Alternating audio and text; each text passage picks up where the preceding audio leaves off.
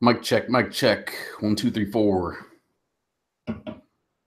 I see the bar, so it seems to be working. Let's get some other crap set up here.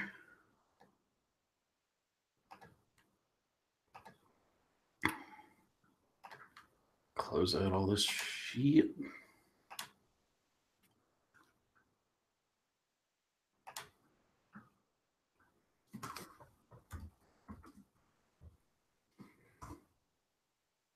Yep.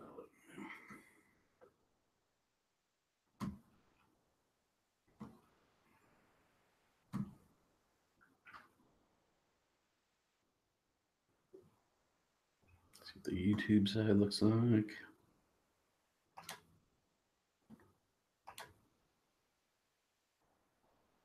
Oh, there's people in here already. Hey, what's up? What's up, Insight Freedom? Modern Mountain Man, LMB Pro. Can y'all hear me? Is my mic working?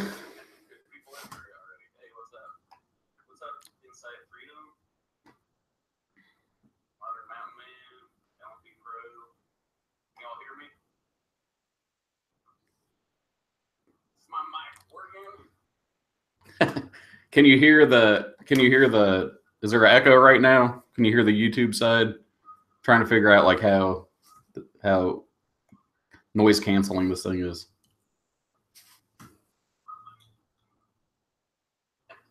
Can you hear is there an echo right now? Can you hear the YouTube side? I have an echo. All right. I must have it too close to my computer then.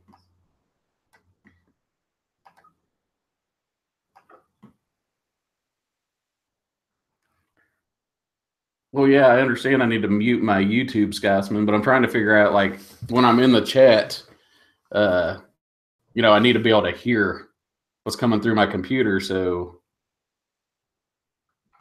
how does that work? Do I just have to have the microphone far enough away, or what's the deal with that?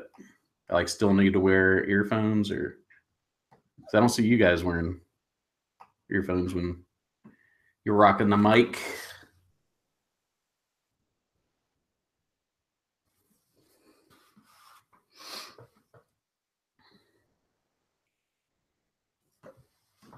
What's up, Bug Out Brad, Machine Gun Kelly X, the Crazy Scotsman?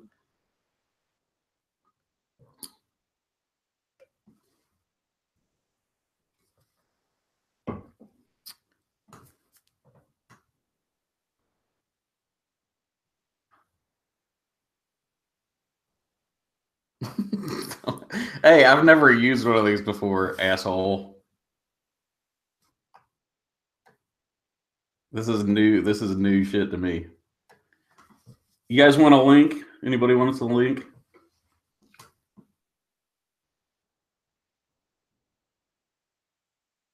Rich is copying the comments for his next vid. Sweet.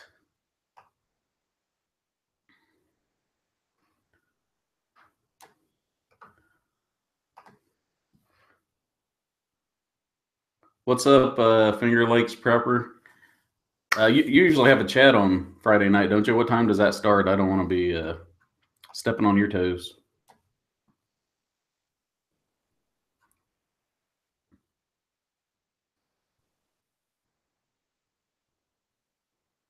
All right, let me get some links sent out here.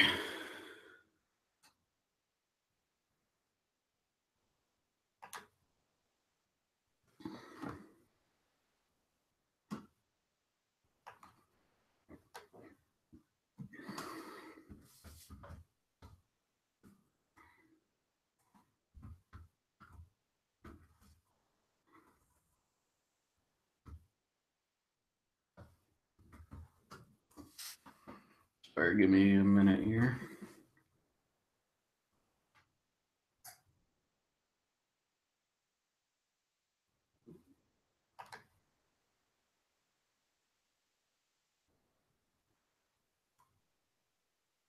Oh my God.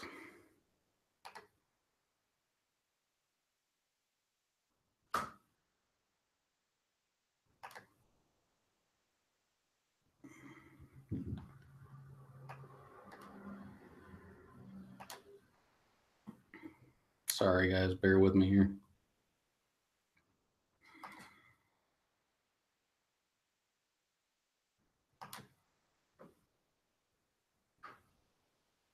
What the fuck is that? Oh.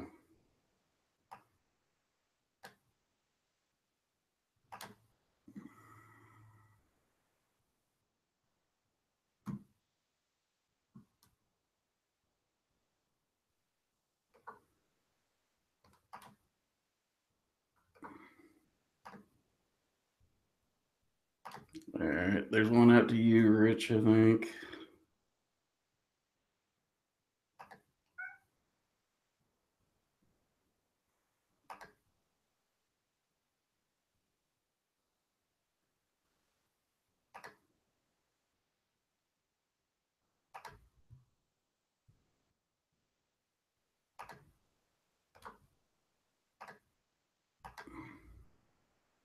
All right, one's out to you, Scotsman, in your email.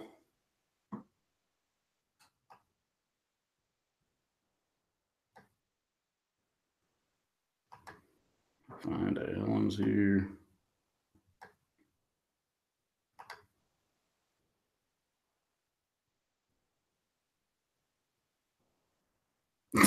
Yeah, I am a rookie. I don't host chats very often. I just join them.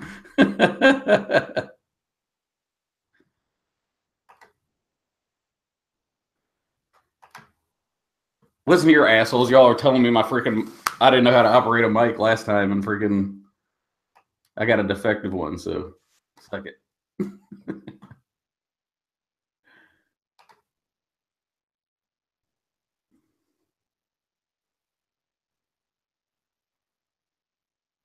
What's up, you ugly bastard?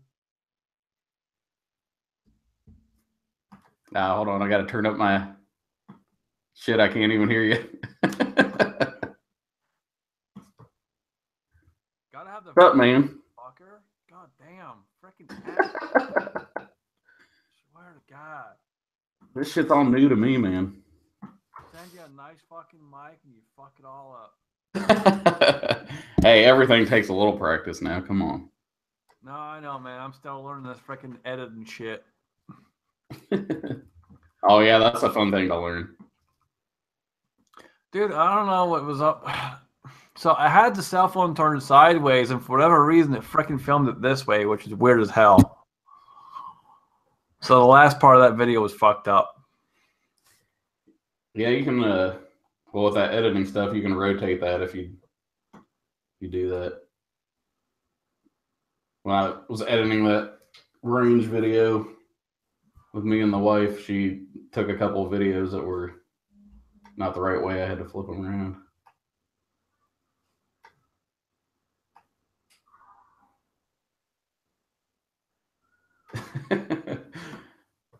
I still got an echo.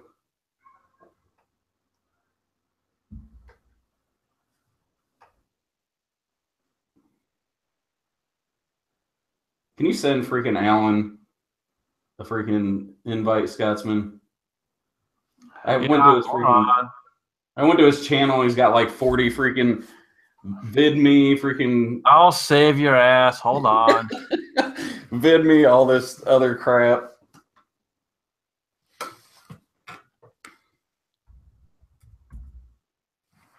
Gun channels. It's got like 40 different things. I couldn't just. All right, Alan, you should have it, brother. Fucking amateur here. Good God. So I just got off work, drinking me a beer. And I went to the store and bought the wife bought a bunch of beef tips. I don't know, like probably earlier this week. So I went and got like mushrooms and a bunch of other shit. Was going to make beef tips and gravy, mashed potatoes, and came home and the freaking beef tips were freaking rotten. Well, they weren't rotten, but they had turned. So I'm having beer for dinner now. Maybe some rolls. I got some rolls in the oven.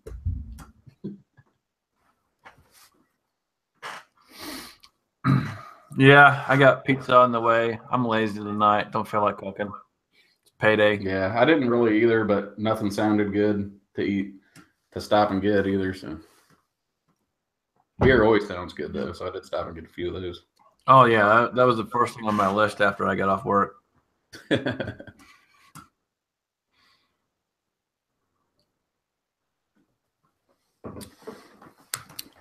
got a new toy. Nothing super cool. It's not a CZ or anything. That's still super cool. Yep. Got me a new acoustic guitar. Play something, fucker. What do you want me to play? I don't know. Let's ask the audience. Pick a song. Pick a song, somebody. And I'll tell you whether I can play it or not. But yeah, I went to I took the son last weekend. I hadn't been to Guitar Center in freaking forever. And I was like, hey, let's stop in there and look at a couple of guitars. We'll see. You know, I might buy one here soon. And of course, we went in there and they were having like their huge clearance sale or whatever.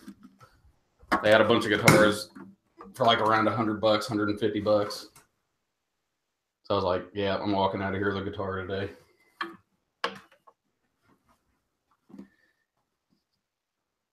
Molly Hatchet, War Pigs.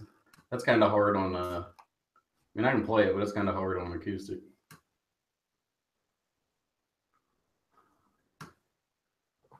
What else? Who else did something? Over the Hills and Far Away. All right, I know that's Led Zeppelin, but I don't remember which one exactly that is. Now, I'll play something rusty as hell. Let's see. See how good the mic picks this up.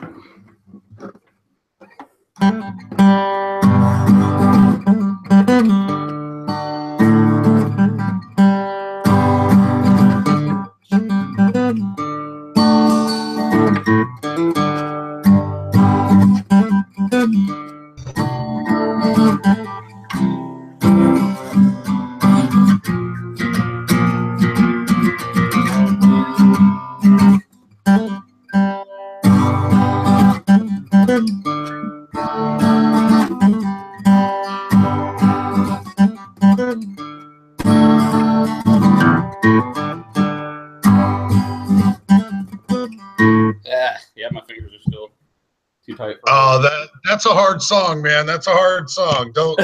Yeah, it is. Yourself. That's so much. That's so much right up there. I used to know that whole thing. I'm not sure if I know all of it anymore. Yeah. FLP said Aaron Lewis, Country Boy. Yeah, I don't know that one. I do like Aaron Lewis, but you got to realize, man, like I played guitar for years, but like I haven't played anything. I haven't played hardly at all in like the last 10 years. We can tell. Yeah. So that's why I got this acoustic, because it's always a pain in the ass to plug in all my electric stuff and, you know, actually sit down to play and get all my footboards out and all that crap. So that's why I wanted an acoustic, so I could just pick it up and play when I'm drinking a beer or sitting out on the porch or whatever. Yeah, you're doing good, man. You're doing good. How does that mic pick the mic picks up your guitar better than it does pick up you. Does it? Well, that's one of the reasons why I haven't picked up my guitar and played at all, is because the mic sucks. I've tried to record a couple little things, and it sounds like it's underwater. Yeah. Yeah, like that last video. I mean, the chords are going like this, and it misses all kinds of things. It's horrible. I got to get a completely different mic set up before I even think about doing that. Yeah. When I had that last live video where I was playing a little bit, and people were like, "Hell yeah, man, that rocks!" And I went back and listened to it, and I was like, "Man, that sounds like shit." Does this mic pick it up pretty good though? Or? Yeah, it doesn't pick it up too bad. You still got a lot of like reverberation with the room, right. and it doesn't quite have the tonality that I know that Epiphone's putting out. Yeah. But it's not shabby. Let's try it. I'll try playing something else and see. Yeah, I don't think I'm in tune right now. Kids have been playing with it. Sorry, I had to get. Oh God! Scotsman's got pizza. Yeah. Y'all don't want to hear me tune this thing, so talk while I tune it. Hey, you mind sending me some of that there, Scottson? I'm pretty damn hungry. I can't afford food because, well, I can't afford food. Yeah, it'll probably be the only thing I buy in the next 2 weeks that I'm ordering out. Splurging on yourself. You didn't even get yourself set up for a date or nothing. No, man, I've spent too much money in the last. Yeah, we'll just leave it at that. Well, oh, we'll just leave it at that, huh? All right. Well, no questions asked, man. No questions asked. What kind of pizza did you get I spent tonight? a ton of money on the C-Max deal and all that good stuff, and then bills on top of that. So you know how it goes. Yeah, still doing going to be doing a little bit of recovery from that, I suspect. I know you were sinking lots of funds into that and stuff. So Well worth it. yeah, he's well worth it. I sent you another email too. Obviously, don't say anything here, but let me know which one. All right. Daniel God is my judge is up in the room. How's it going there, Daniel? Good to see you out there tonight. In this little impromptu chat that Scab has put on for us. We've got Daniel in there, Finger Lakes Preppers Insight, and Timothy Robbins is out in there. I suspect we'll see some other people jump in here and there, and I don't know. They probably just don't want to see Scab. They all want to see his wife, but he never puts her on. Although I do have to say, Scab, that looked like a nice date that you guys went on. You didn't even have to splurge for dinner. You just took her out to the range and gave her a game of bingo, and there you go. There was dinner involved. Used some bingo when you got home. You know that. Papa's place is in the house. What's up, Daniel? Papa's place. Captain Shark.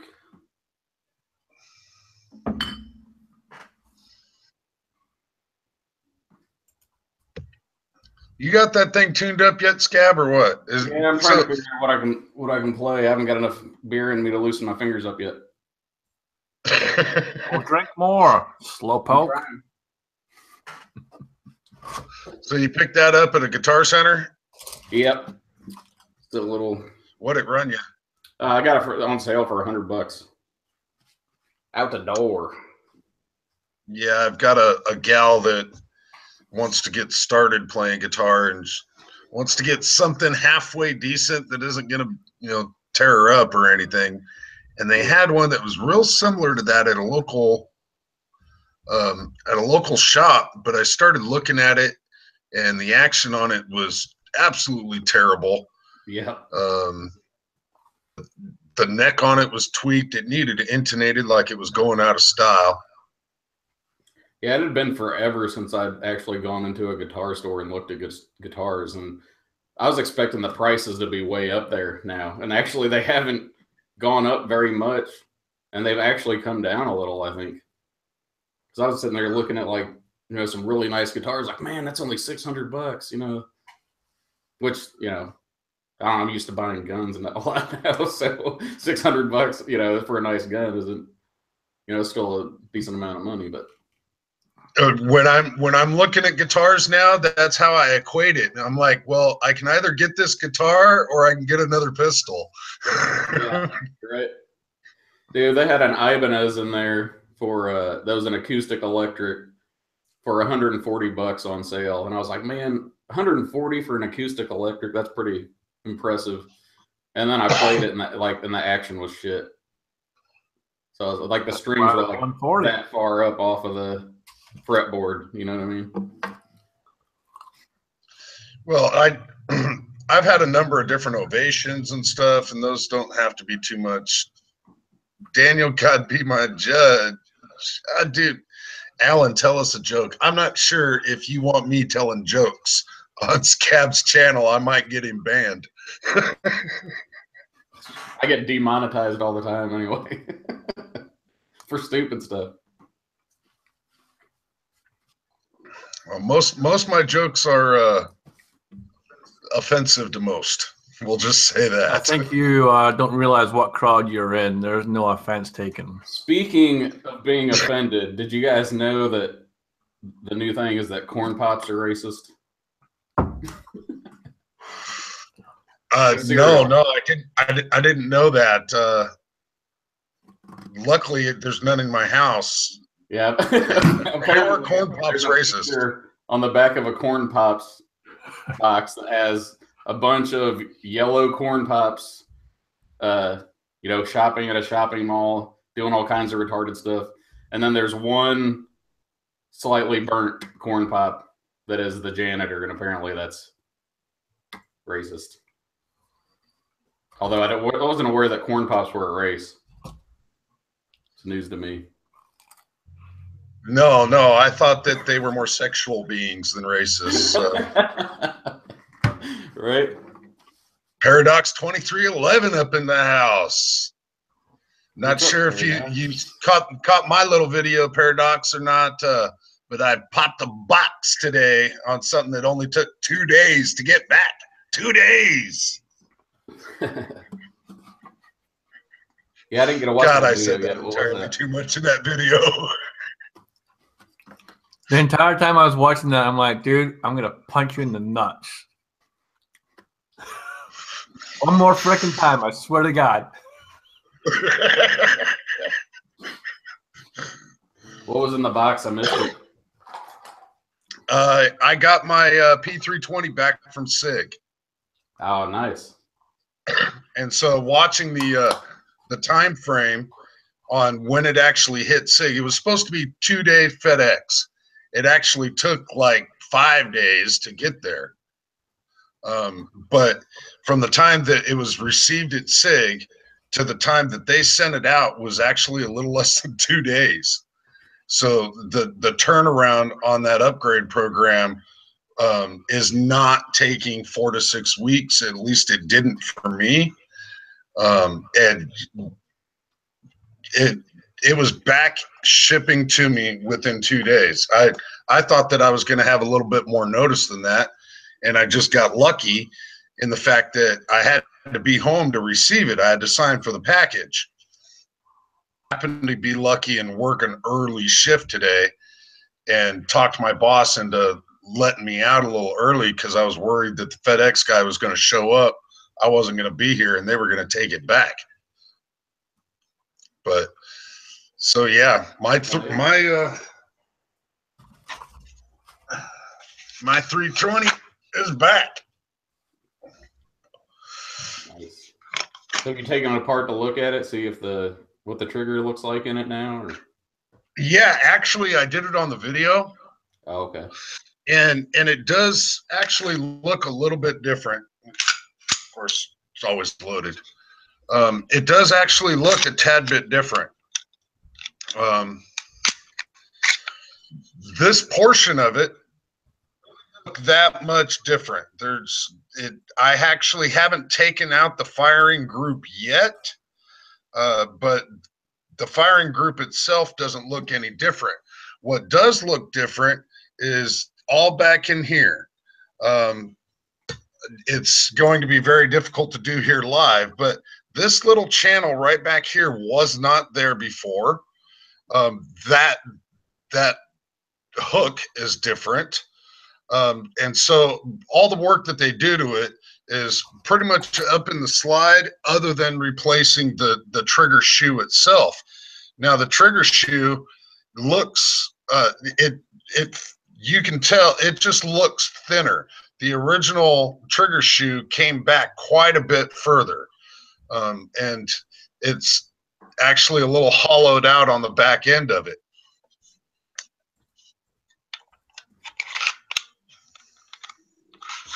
Of course, it helps if you have the recoil spring in there. But yeah, so it looks just a slight bit different. You have to really kind of know what you were looking at before. I would like to actually find one that hasn't had it done yet, so that I'd have pictures side by side. But I don't know anybody else locally that has one. That's cool. I mean, at least you can look at it and see that, you know, they made some sort of change, and it's not just like, oh yeah, we fixed it. You know what I mean? With as quick as they turned it around, I would have thought that they just took the old slide off, put a new slide on, and sent it back. They may have done that too. Well, mine's got a little bit of holster wear. Even though I haven't had it that long, there's just a slight bit of holster wear just from me doing my dry fire practice and draws and stuff. So I know that this is my slide. So they didn't do that. I was kind of thinking that they were going to, that during their ramp up, they were just going to produce a whole bunch of slides, so that if their time framing was getting tight, they would just hammer out slides and send them back. Right. But yep, 320 is back for me. So when are you going to drop test it?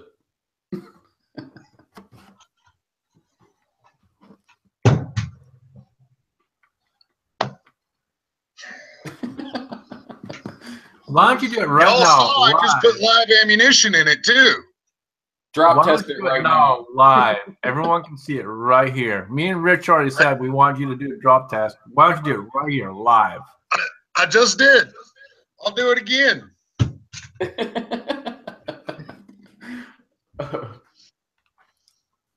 It didn't go bang. Luckily, it's got live ammunition in it.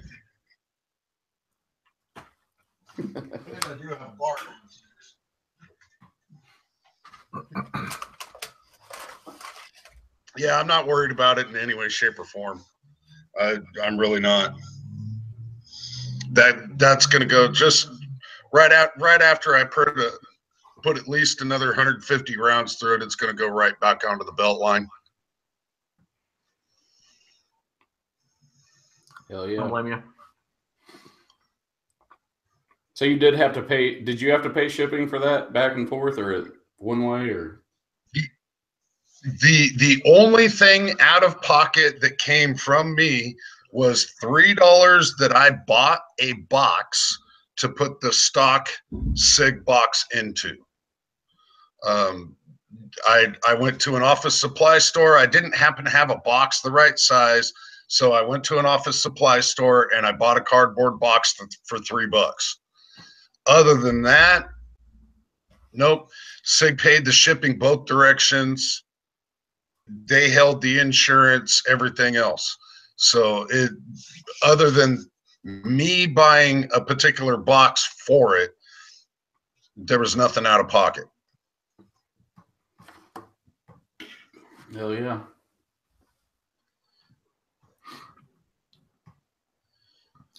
Damn, just watching Scotsman chews making me hungry. Daniel apparently has snowflake dreams of unicorn farts and something to do with biohazards.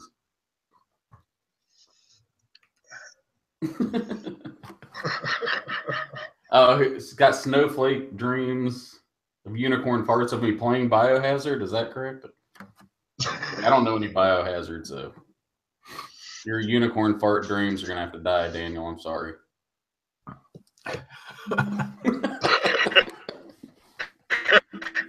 Them unicorns are probably. Yeah.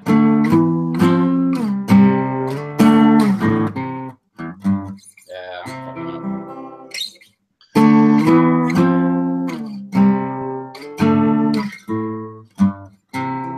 Yeah. I'm horrible. No, you're just out of tune. But that happens with a new guitar. It takes a little bit for them to set in.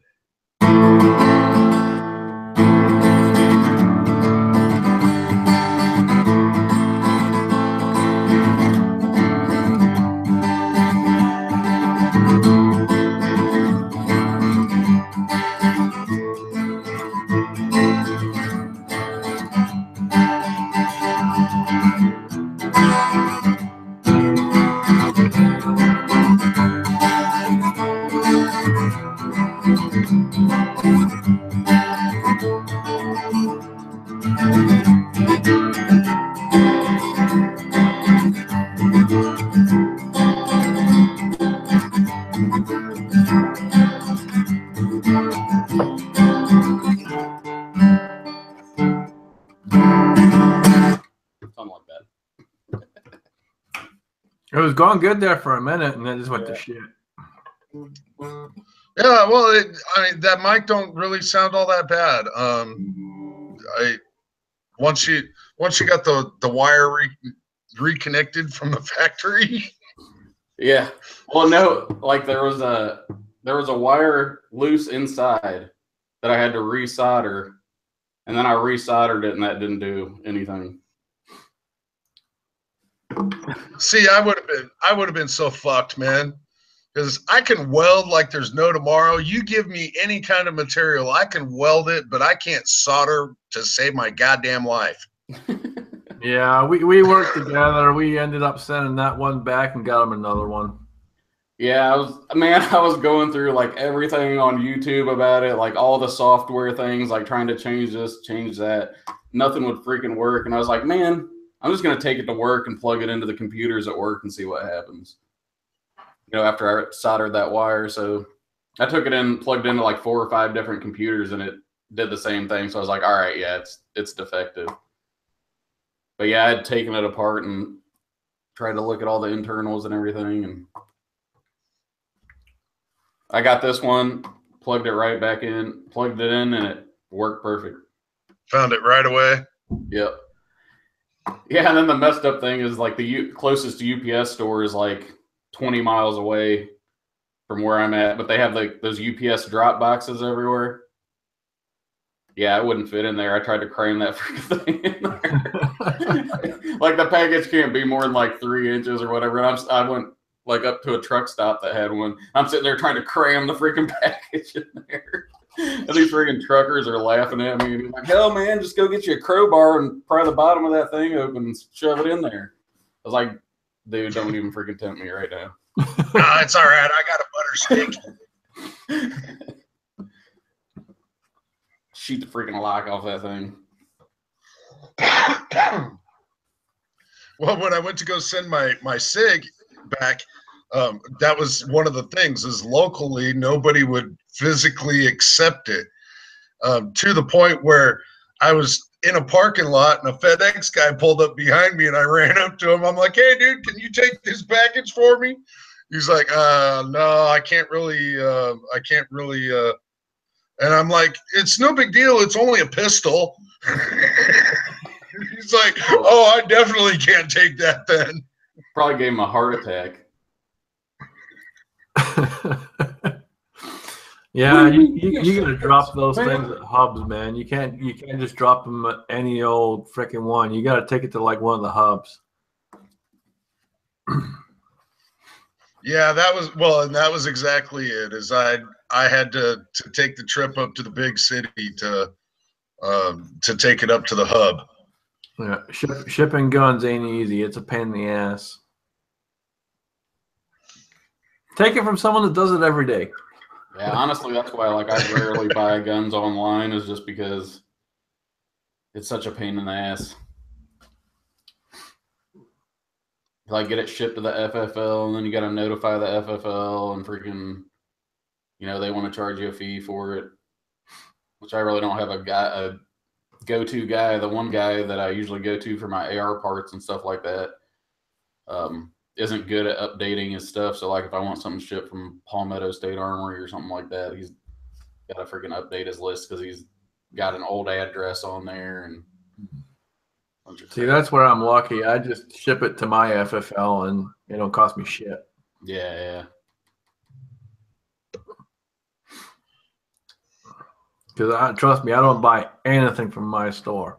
Not a freaking thing, because we charge way too much damn money, even on our discount. Right. Well, that's a step above like market value.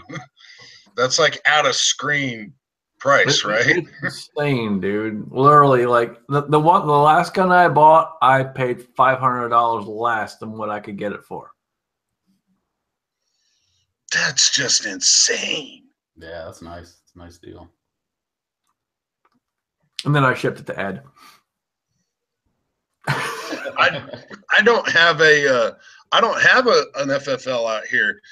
If I try and look them up, there's a couple of guys that I guess do it out of their houses. But I try to contact them, can't get a hold of them. Well, if I can't get a hold of you the very first time I try and get a hold of you, I sure the hell ain't gonna make you my FFL.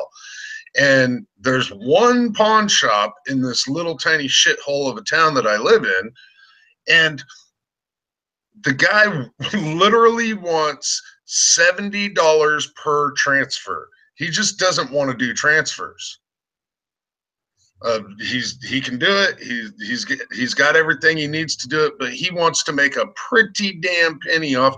I'm like, dude, I can get a lower for like $25, and you're gonna charge me $70 to ship it or to receive it? I don't think so.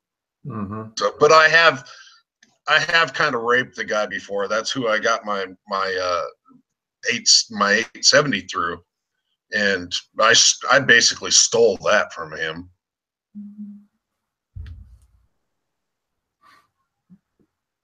Yeah, it can get up there. It just depends on. And then you get the ones like, for example, I had a guy that's like, well, you want me to ship a gun? Okay. Well, we gotta charge you a transfer fee. Like, what the fuck is this transfer fee, dude? All you gotta charge me is shipping. You ain't transferring a goddamn thing. The other FFL is. What are you talking about? Dude, I'm in the business. I just can't ship it from my FFL because we don't do personal firearms because we're not insured for it. Huh?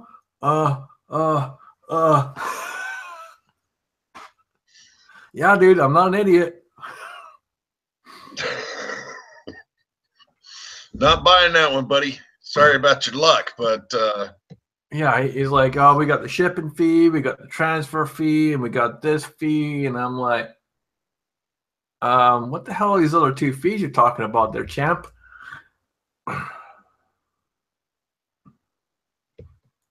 Yeah, that was fun.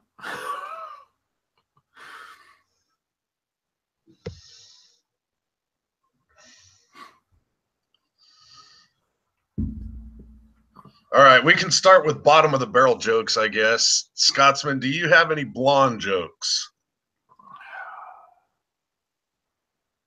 No. Scab, you have got to have some blonde jokes. All right, I'm telling you straight up, I am horrible at jokes. I haven't done jokes in probably freaking 10 years, dude. Well, you have been in the States a while. Yep. Normally, Scotsmans are pretty funny, but I've been here 11 years, dude. Half the stuff I used to say, people just don't get. So it's kind of, yeah. Come on, you gotta have some jokes about haggis or something. I got one for your wife. Oh, do you? Unfortunately, the joke is probably being played on you. I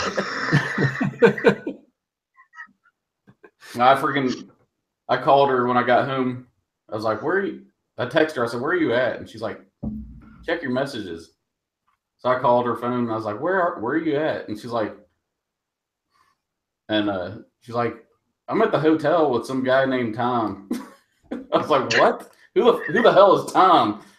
She's like, I don't know, but $500 is $500. And then I freaking recognized it was her little sister's voice. I was like, you almost freaking had me there. She's like, you were getting mad, weren't you? I was like, $500, $500, I guess. Not if it buys me a new pistol. Yeah, right? You can buy a CZ with that. She wants a PO7. So. That's so wrong. Yeah, that's just wrong. That's just wrong.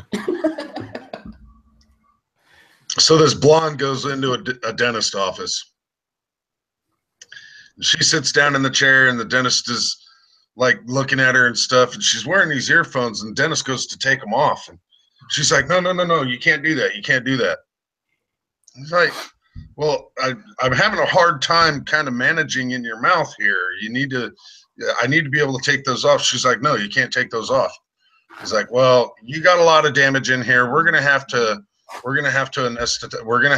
knock you out and take care of this work. And so they knock her out. The dentist is trying to work, and he can't work around these big giant headphones that she's got on. He goes, you know what? Forget these damn things. And he rips them off her head, throws them halfway across the room, and he keeps working. All of a sudden, this blonde just starts turning blue and convulsing, and she dies right on his freaking chair right there. He's like, what the hell?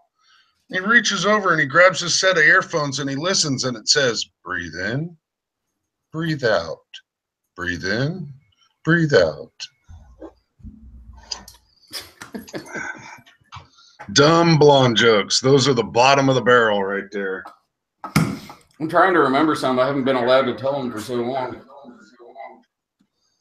Oh, my first wife was full on blonde, and just no ifs, ands, or buts about it. Everything about it. Beautiful gal.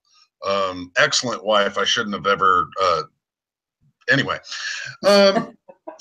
so my first wife knew she was blonde, and she knew every blonde joke in the book. You could not. I would go out truck driving and hear blonde jokes over the CB and call her and go, I bet you haven't heard this one. And she'd finish the joke for me. I'm like, God dang it. This would piss me off. Like, how do you drown a blonde? Put a scratch and sniff at the bottom of the pool?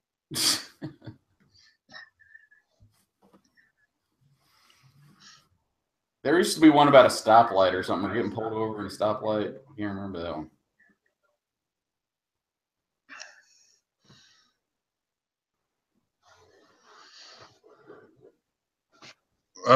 Well, this blonde walks into a convenience store and asks the guy behind the register. She's like, I just locked my keys in my car. You have a coat hanger or something? He's like, oh yeah, sure. And he reaches under the counter, grabs his coat hanger, and hands it to her. And she goes out into the parking lot, and he finishes up with the customers that he's got there. And he goes out in the parking lot to see if he can help her. And she's got the coat hanger all bent up, and she's jacking it in and out of the door. And there's another blonde in the passenger seat going a little to the left, a little to the left.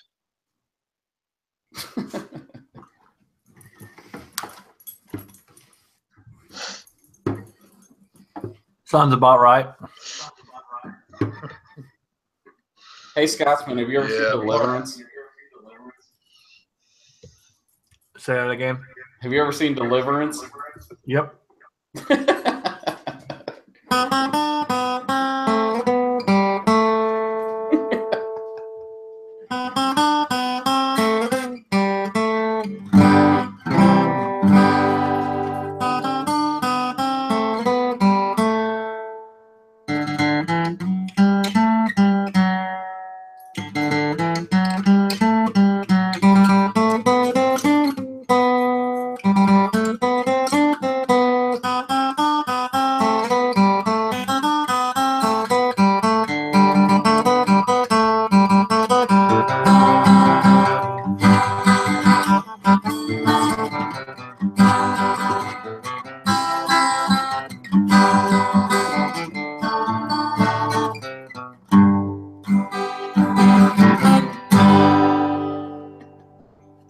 Got one spoon. I couldn't help you out there. All we need is an inbred banjo player.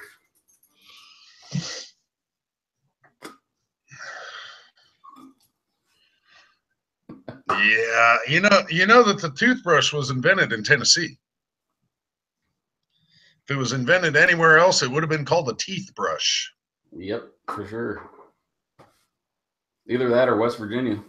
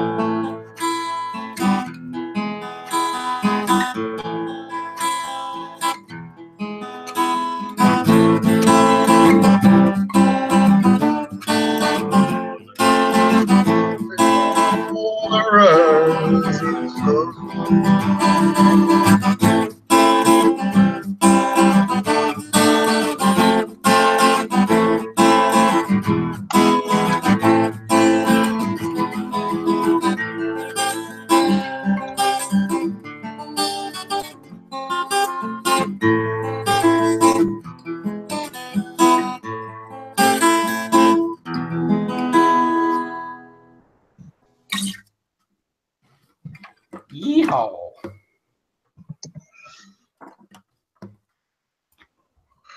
Not too shabby there, champ. Not too shabby.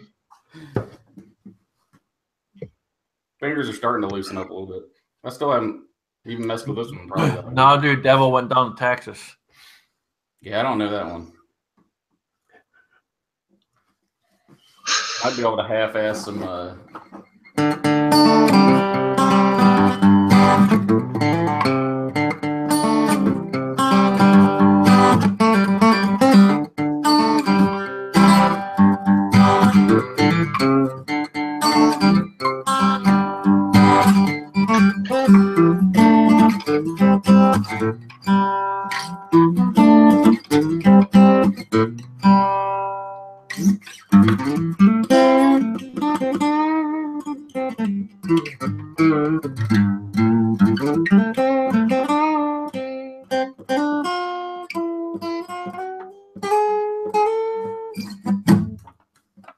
Uh-oh. Alan's got his out. Yeah, the problem is I have no idea how to operate this thing. It's not really shaped like an AR, so I don't know where I put the bullets in at. I'm pretty sure you had failures. Yeah, luckily this one ain't broke though. I have this funky black thing on the end of it. I don't really know what that does. I think it helps it stay in tune. It's a Harpo. It's got a Keasley name on it or something. Keisley, something German probably. It's been a very long time since I even played anybody else's music. So most of what I play or have played in my past doesn't equate to most people just because they don't know the songs.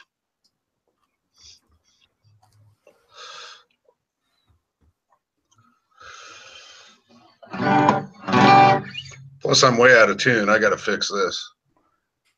Yeah, me and WTF SoCal were talking the other day, like if it would be possible to like jam over the live stream or something, like be able to actually play together or not,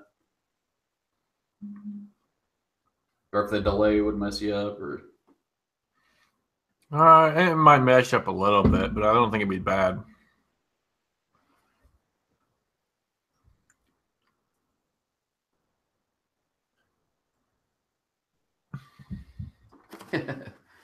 Zeus said, "Do we all play guitar?" I don't know. Zeus, I do not. I'm willing to learn if someone wants to teach me, but I do not play anything. I play keyboard here and there. Haven't touched one in probably about 11 years since I've been here. Other than the skin flute, right? But I'm pretty sure I could pick it up again pretty quick. If someone's willing to teach me guitar, I'll learn it.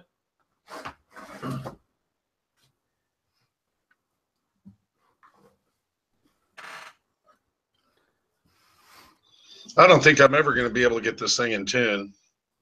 It probably sounds like snot anyway, so it doesn't really matter. Just tune it to mine. Can you hear mine?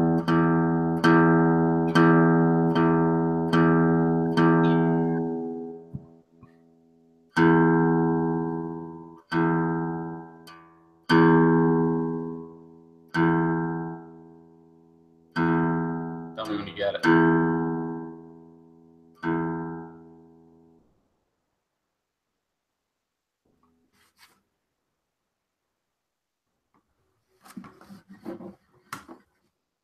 Get it? Possibly. I don't know. We'll find out sooner or later here, I suppose.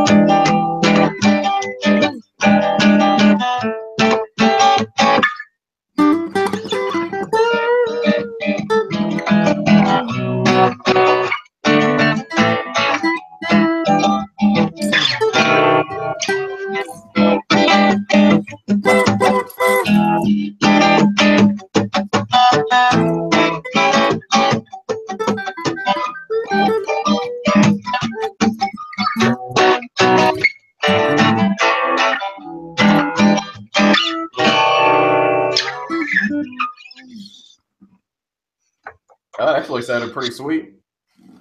I don't know if it came out right, but it sounded good on my end anyway.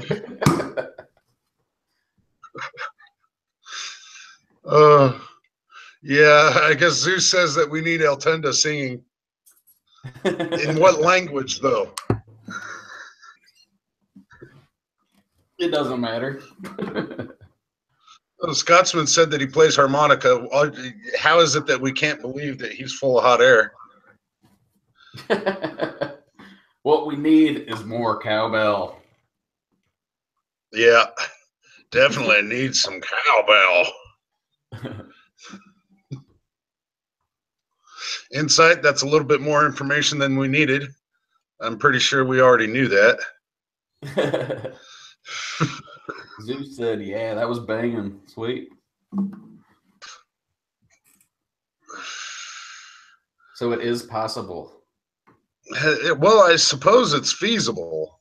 Yeah. I suppose it's feasible. I was actually thinking about picking up an electric. This is just acoustic. Picking up an electric and figuring out how to integrate it into a MIDI to get it into the computer system. Yeah, I have no idea how to do that. I've got a pedal that does all that crap. What is it? I used to have recording software and all that crap, but I haven't like messed with it in forever. What is it? I have the Digitech GNX5.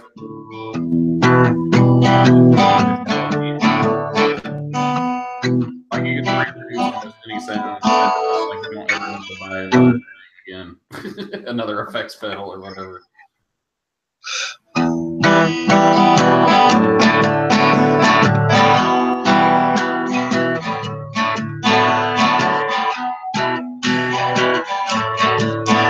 It's like the entire song. Right. On the first part of the journey, many miles of rain. I'm not gonna do it. That's pretty good, man. I like that. Like a freaking 45 minutes later, and the crowd is still begging for cowbell. Right. Yeah, I was trying to pick up some new songs or whatever, since I haven't learned a new song in forever, and I actually just started playing like a couple of Tom Petty songs, and I was like, man, these are the exact same chords almost all the way through. I mean, they like switch it up a couple times, but I guess he did a lot of songs. Well, yeah, every now and then you hear me talk about this guy Gun Sam.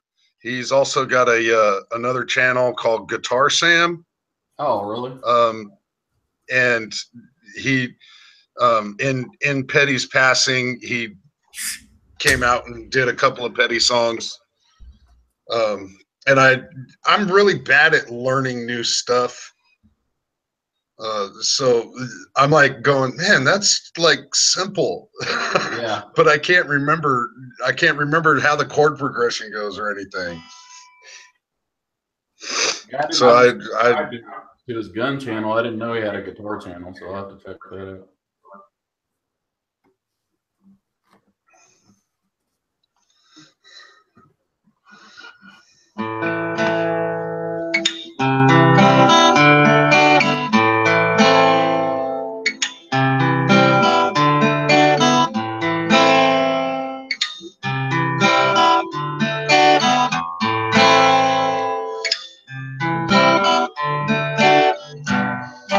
Yeah, I started learning Hurt a couple of days ago, and then I got bored and put it off. Just to say, I don't think that doesn't change up. I don't think. No, it's pretty easy. What is it, like A?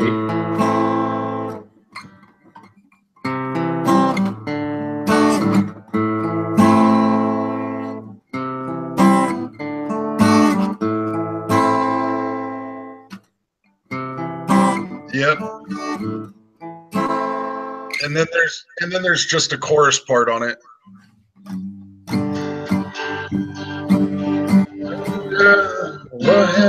F, G, C, D. I can't remember it off the top of my head, but just because it was one that I was just starting to learn.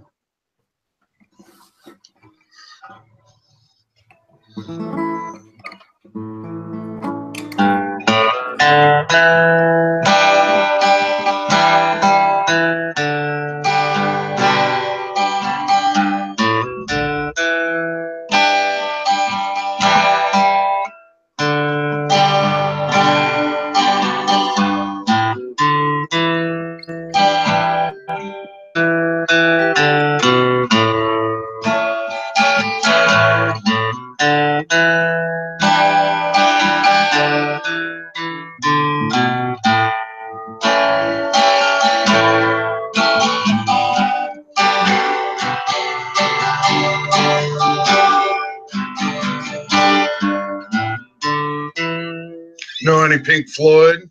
I don't. Other than what you were just playing there, I was trying to remember. I used to know a little bit of that. Listen to them a bunch. I never learned. The majority of the song is just 4 chords. Other than that one little ditty, but.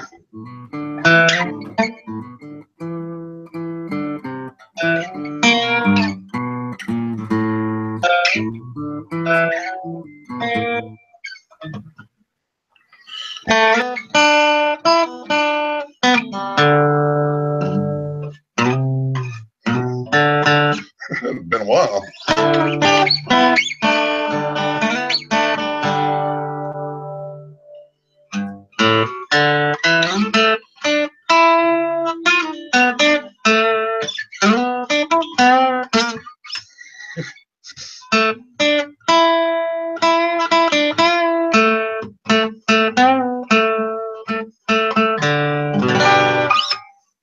So you think? Yeah. You think you can tell?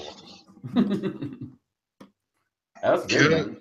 Good old Floydsters. Yeah, I used to know a lot of Floyd, a lot of Beatles, a lot of that hippie music. Some good old Grateful Dead. But like I said, most of the stuff that I play, it's not other people's music. I've listened to all that shit growing up. I mean, I was more into the metal and stuff, but You know, I like that stuff too. I just can't play it on this. The stuff you were playing sounded good.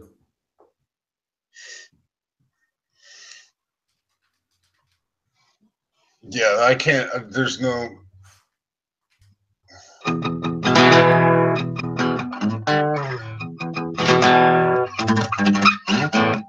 I can't do it on this.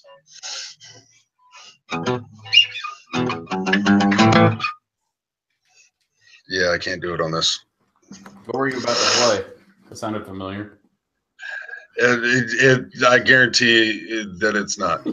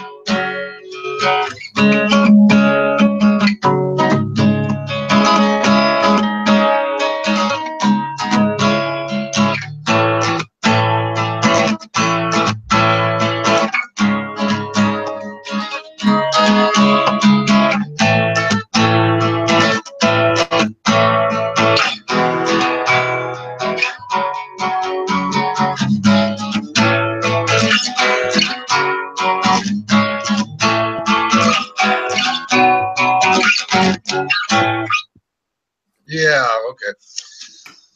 Man, Pulling out Scab. Have you ever seen those guys that play what they call a percussive guitar? That shit is ridiculous. Yeah. Yeah, I have no idea. That doesn't. I can't equate that. I can't. Yeah, I was looking at a amp the other day and ran across this guy who was like real good at it, and he like does YouTube lessons and stuff. And I was like at work listening to it. I was like, man, that doesn't sound that hard. I'm gonna go home. I'm gonna try that. You know, that sounds simple enough or whatever. Yeah, and then I went to beat try the it. shit Like, out of your guitar. this is not freaking happening. I want to smash my guitar right now.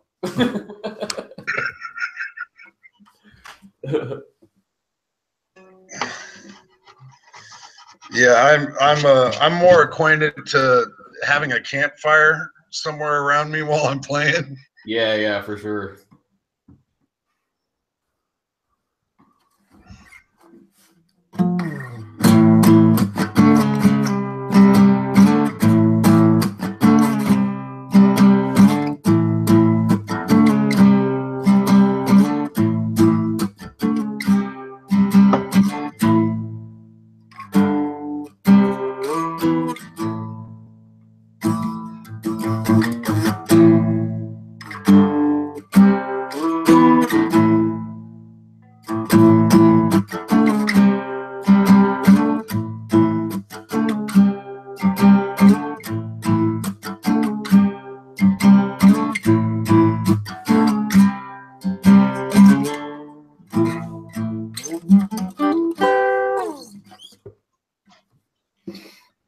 Need to grab me another beer. You're slacking, man. Huh? Yeah, I'm about ready to crack another bottle of SoCo.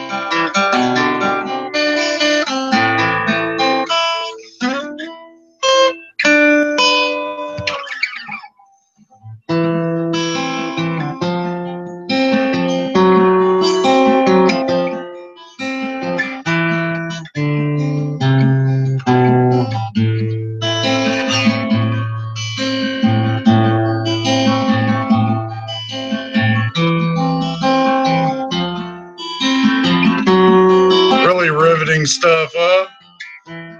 We're ready to go to sleep yet? I'm getting there, man. Definitely making the eyes kind of flutter a little bit. What was that you said again?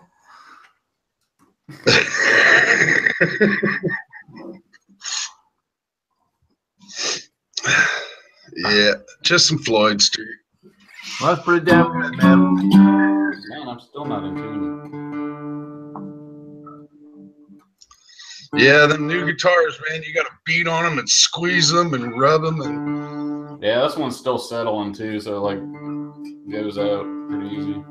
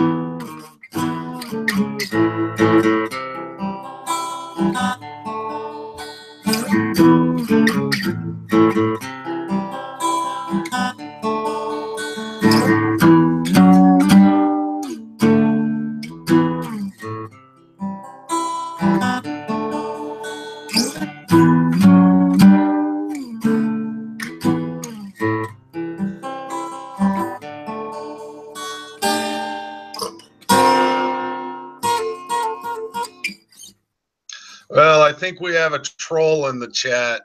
What's this name? Pop Poops Queest?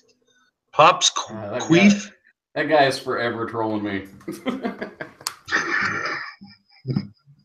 right, I'm gonna grab. How's it going, Pops? Good to see your goatee made it in here.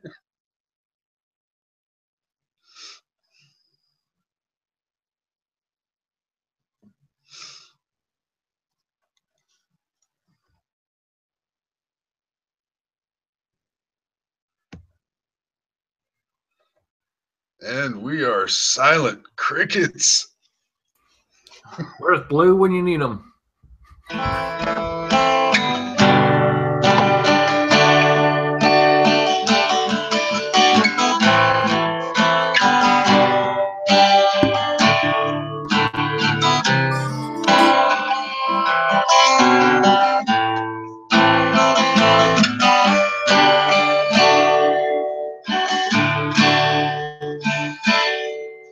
Almost forgot that song.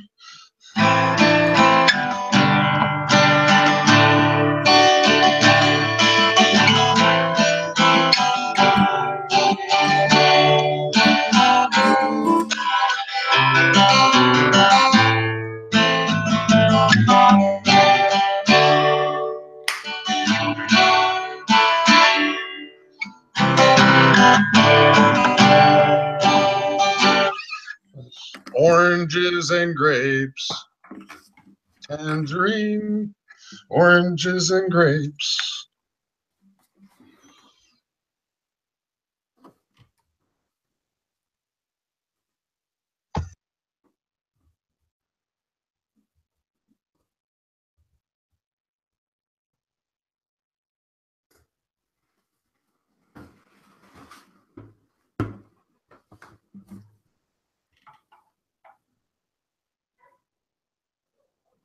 Do some VH1 storytellers.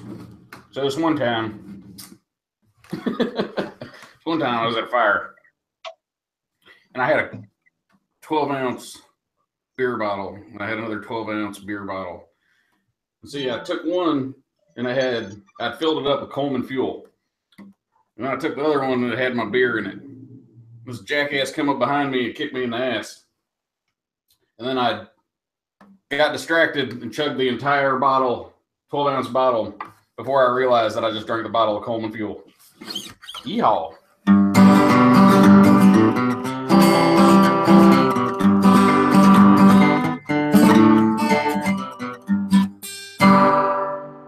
It's a true story. And then I proceeded to throw up a lot.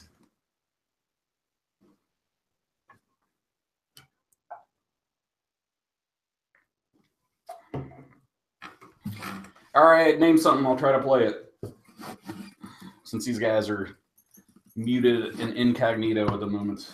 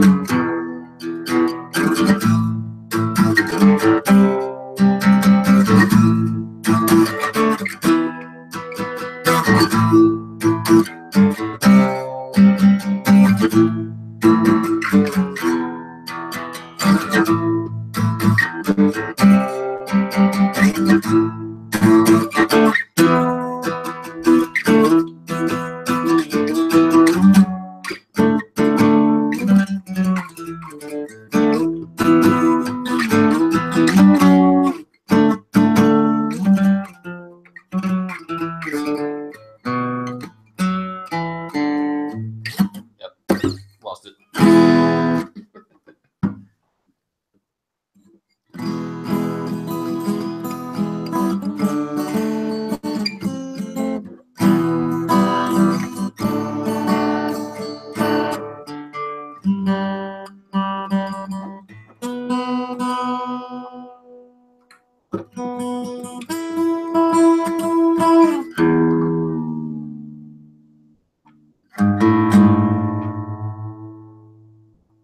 I don't know Jailhouse Rock, Scott. I'm sorry.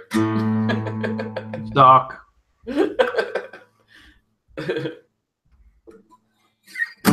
ask for requests that you can't play requests. What's the freaking point? I said if I can play it, I'll play it. Fail. Major fail.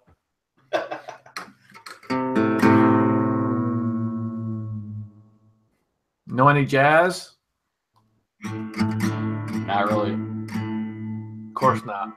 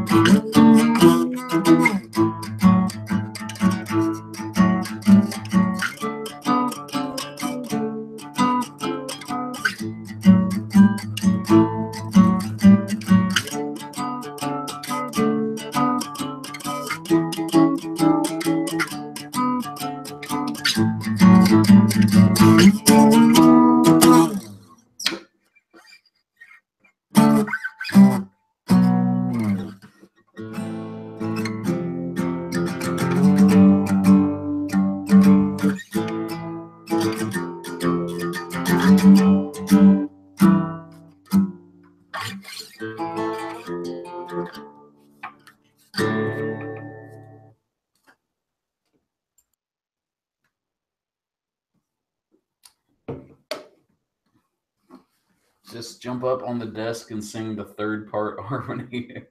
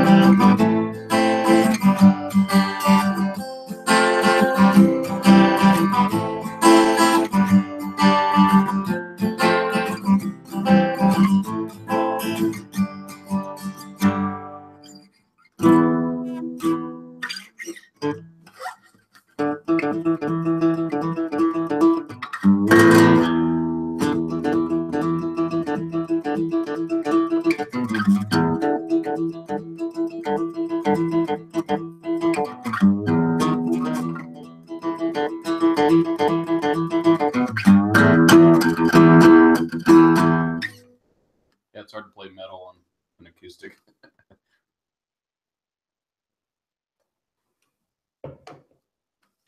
Welcome to the Scab Ugly Music Hour. Hey, damn it, Alan! I'm waiting for your VH1 storyteller moment now. I did mine.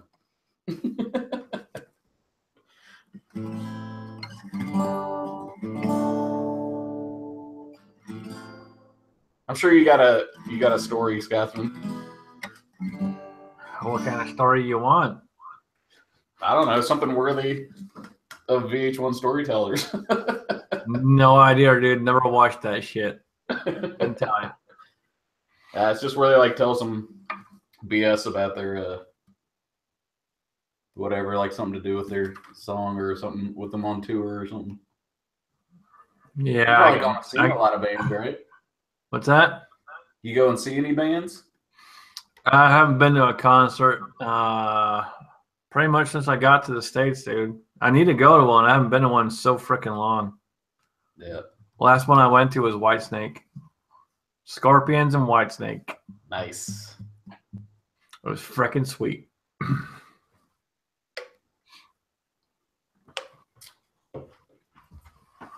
I've got some stories of some bands I went to see and hung out with and stuff, but I don't necessarily care to tell about them on YouTube.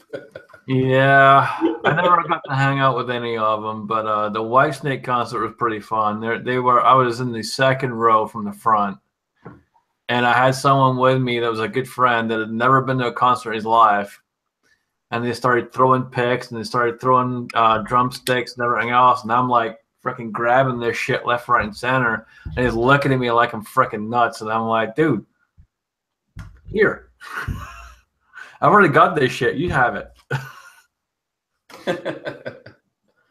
He's just like, dude, I don't understand what the hell you're doing. Like, dude, you're right there at the front. You're supposed to grab this shit. Right?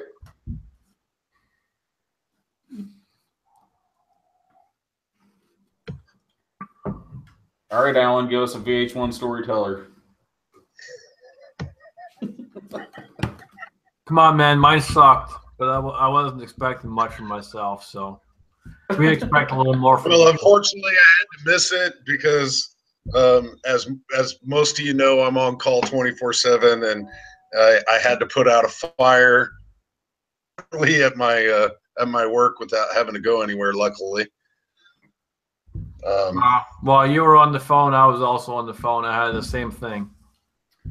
Yeah, so I told you once drunk at a campfire party, I accidentally drank 12 ounces of Coleman Fuel. Oh, lovely.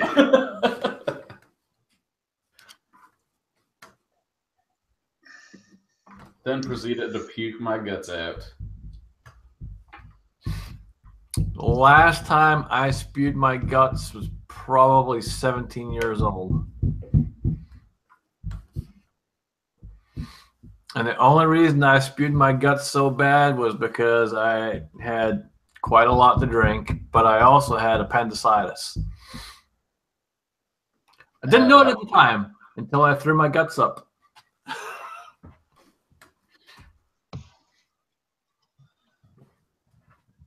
And we figured it out shortly thereafter.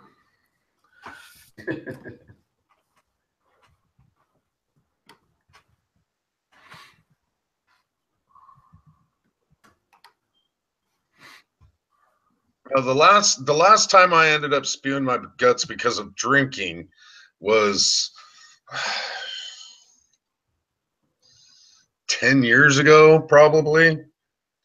And my friend Crown Royal decided to become my enemy that evening. And it was the very first time that I've actually blacked out from drinking. I remember sitting in the garage. There was quite a number of people at my house, and I was pounding this Crown Royal like it was water. And I guess at one point I just stood up and I walked into the house and I went into the bathroom, and about 20 minutes later they came in and hugging the porcelain god. But I don't remember any of that. I remember waking up in bed half naked. I don't know how any of them got me there. Nevertheless, that was the last time I horked from drinking, though. No idea who violated you? No, and I really wish I would have known so that I could thank them. Yeah, last time for me, man, it's almost 20 years, but it was pretty bad, man. So we were supposed to be a works night out, and everyone was supposed to be at the bar at 5:30. So myself and my brother and my GM are all there at 5:30, and we're starting to drink. No one else is there yet. So 9:30 rolls around, and everyone else starts showing up.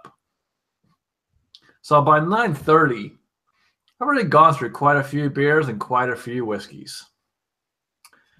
And, we're playing pool and all that good stuff. And one of the other managers walks in and she's like, "Hey, you want something to drink?" I'm like, "Sure." Surprised me, Worst mistake of my life. I had 8 triple shots of tequila. And I was drinking it like it was fucking water. Now, bear in mind, I pretty much had an entire bottle of whiskey and at least a dozen beers, if not more, on top of that. Yeah. The next day was not pretty.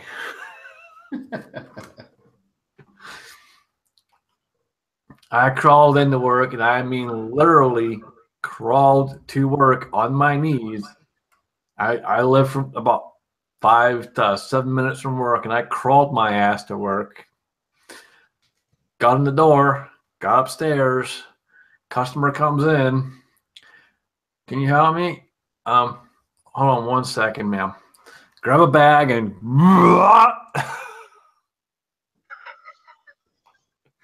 I'm like, "I'm so sorry, ma'am." She's like, "Are you okay?" I'm like, "I do not feel good." "Let me get someone that can help you."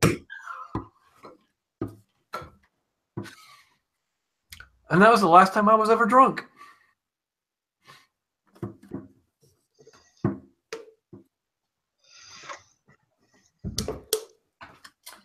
Yeah, I don't get too drunk anymore.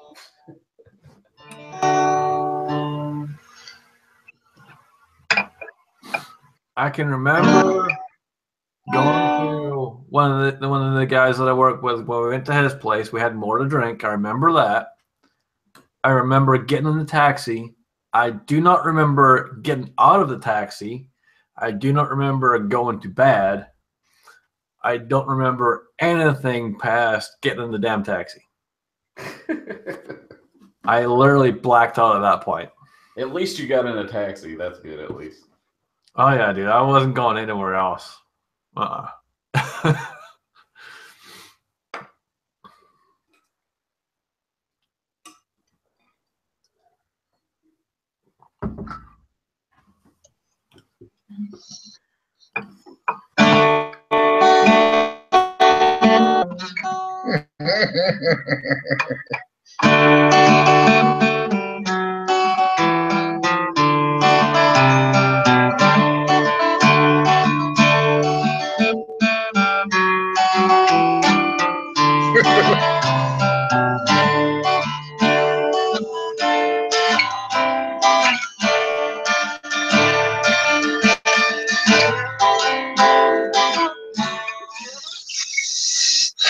Yeah, I was just massacring that. I had to stop.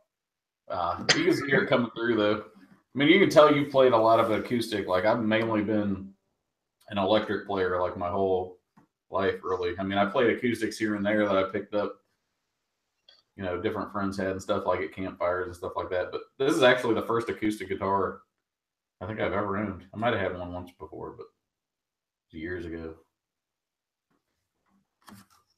But it's like I don't know, it's not a completely different style of playing, but it's, you know, there's a lot different to it.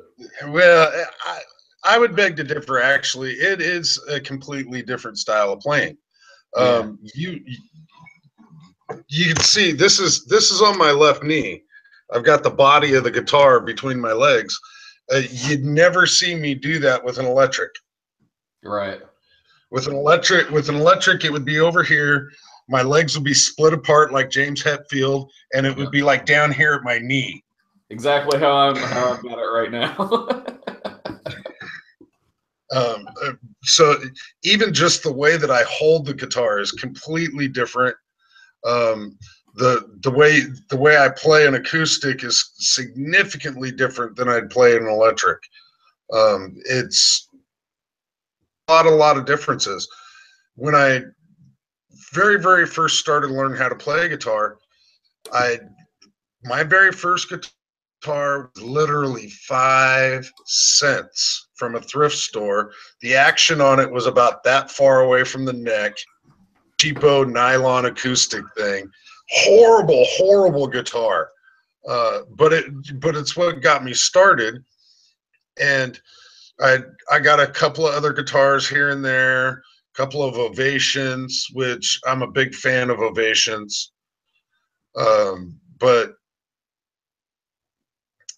when I started to transition into electrics, it didn't transfer very well. It took a while for me to get used to palm muting differently, and chord structures were different. So there's quite a bit of a difference to it. The thing is, though, is the girls that you want to do, listen to these. The girls that you used to do, listen to the electrics. I mean, you know, you could just, depending upon the type of chick you want to get, is which guitar you play that night.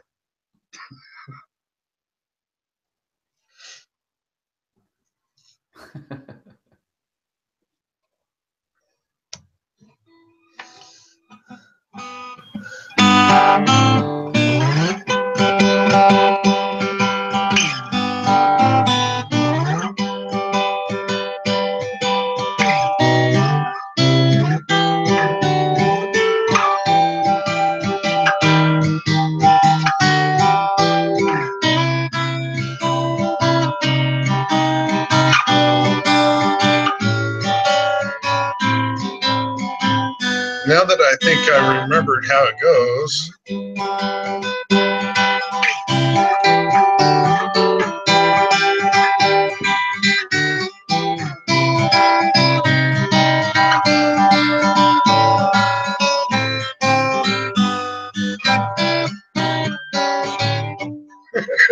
No, I don't remember how it goes.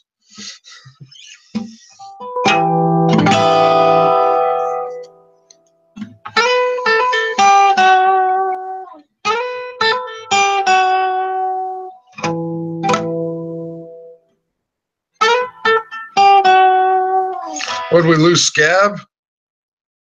Oh man, that's terrible. He disappeared for a minute. Fuck knows what he's doing. Well, he's gone. I should probably put the link to the chat in the YouTube side, huh? Oh, we can do that. I can copy and paste it. We'll just get everybody up in here. Sure. Maybe we can get Daniel to do some singing for us. He's saying his phone is fried. Oh, he just doesn't want to look at Scab anymore. I understand. He's just making excuses, man. That's all. My power was dying. I had to plug in. Oh! Look who it is. Oh crap! Fucked. Well, at least I didn't get the link posted yet. So post it. I don't care. What's the worst that could happen? We'll actually get someone in here with some actual decent content. Somebody that actually knows how to play one of these damn things, maybe. So. Someone that can hold a conversation.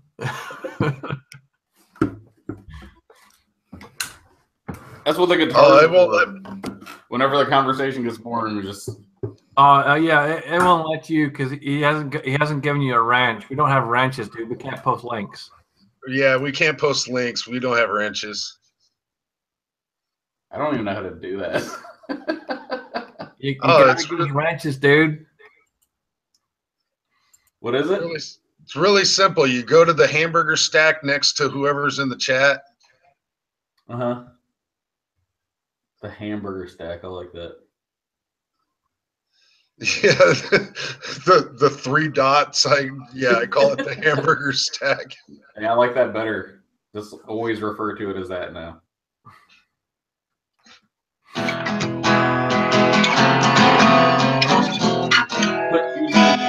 that what I want to do?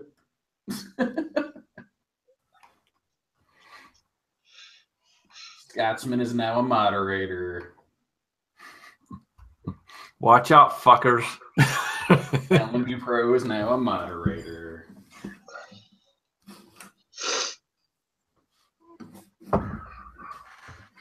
Yeah, we got to get Zeus in here with his Alvarez, man. Those Alvarez played Mexican music really well.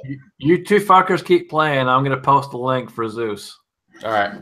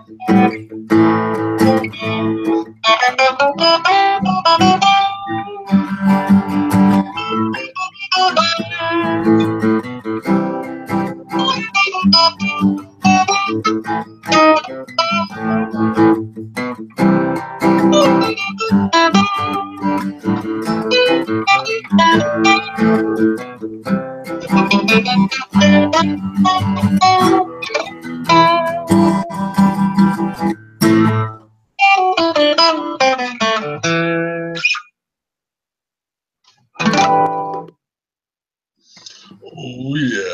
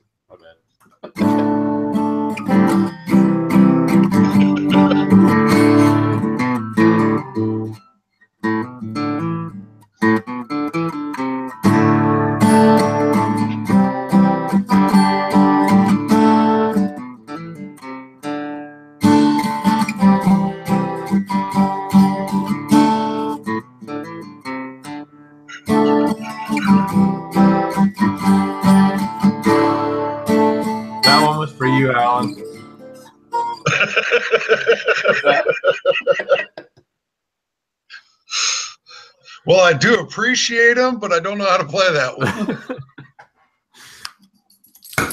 Me either. I was just making it up.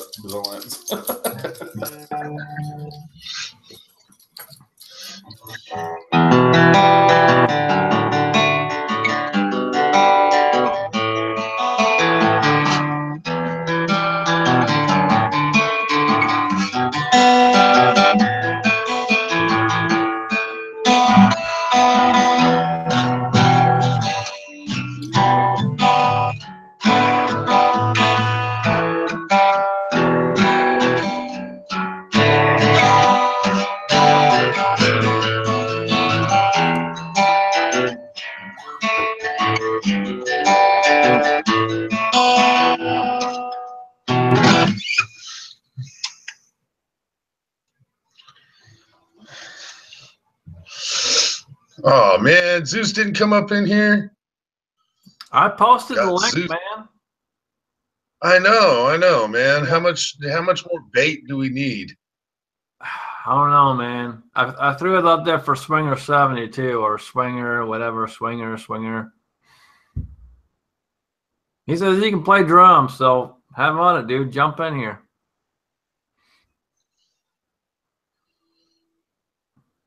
I can play drums, but I have no drum kit, so we're kind of screwed there.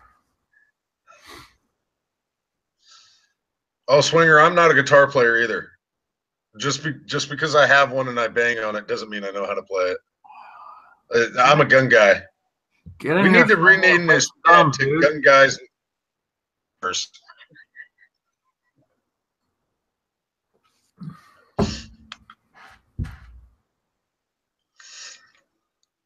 Scab keeps disappearing on us. Good gravy. He's going to blame the mic, but it's all him.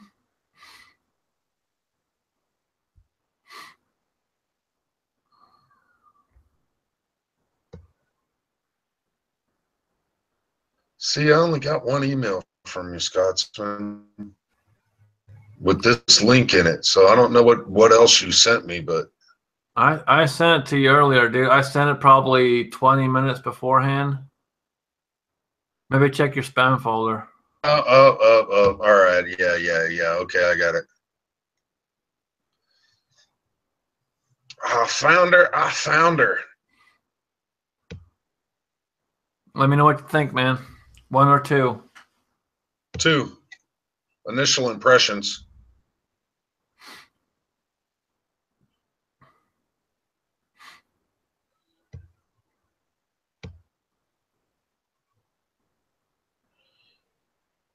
Yeah, when is that going to roll out? We start this coming week, brother. That's what I thought. This coming Monday. Yep, that's why I need to know which one, because we're gonna get that shit posted so people can know all about it. Are you Central Standard? I am Eastern. You're Eastern. So right now you're what, 8:30? Yep. I know nobody knows what we're talking about. It's kind of funny. That's all right. Let them ponder. Let them ponder. Let them ponder. Let them flail in the wind. Flail, my little butterflies. Flail. What's up, Swinger? How's it going, Scotts? It's going, brother. It's going. One day at a time. I don't have anything to play. My wife shoved my drum set in the corner when she moved out. She took it all apart. Shame on her. I gotta put the whole house back together.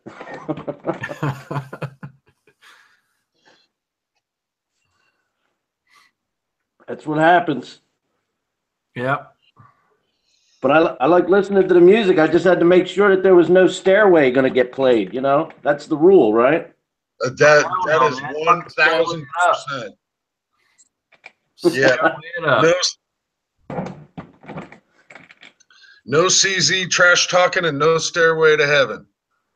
God.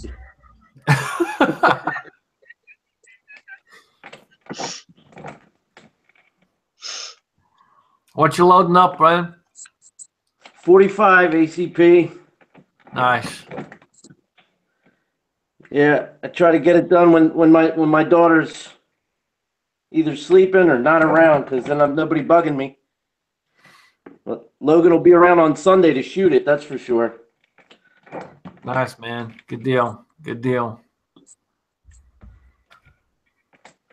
I heard somebody trying to play Enter Sandman, or one of those two. Was that Scab? Yeah, that would have been Scab. I forgot that song 2 years after it came out. I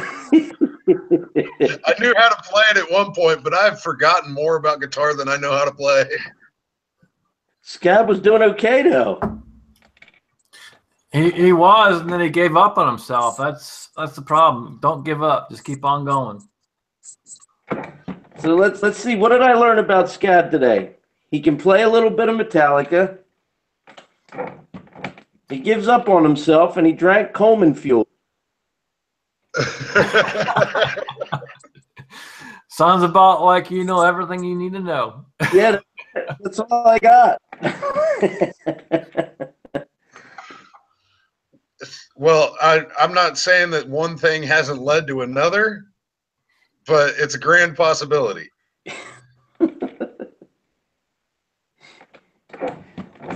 Good old Scab. He's got a couple of good videos. I liked his last video he made too.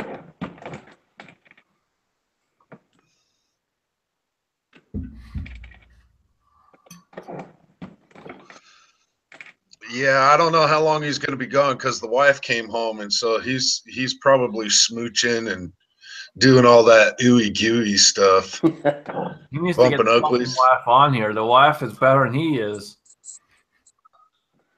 Yeah, precisely. How? If she would just sit in front of the camera, he can talk all he wants as long as he sits off camera. She could just sit in front of the camera. We'll be good. Yeah, absolutely. 100%. Yeah. His viewership will triple.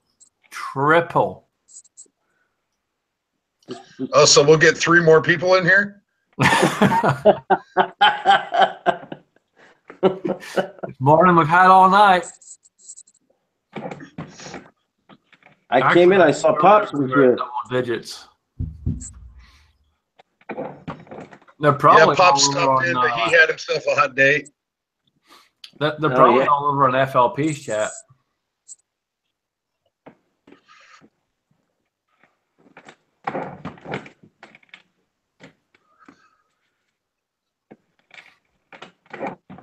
I saw Coda Boy shooting that orange-handled CZ again today.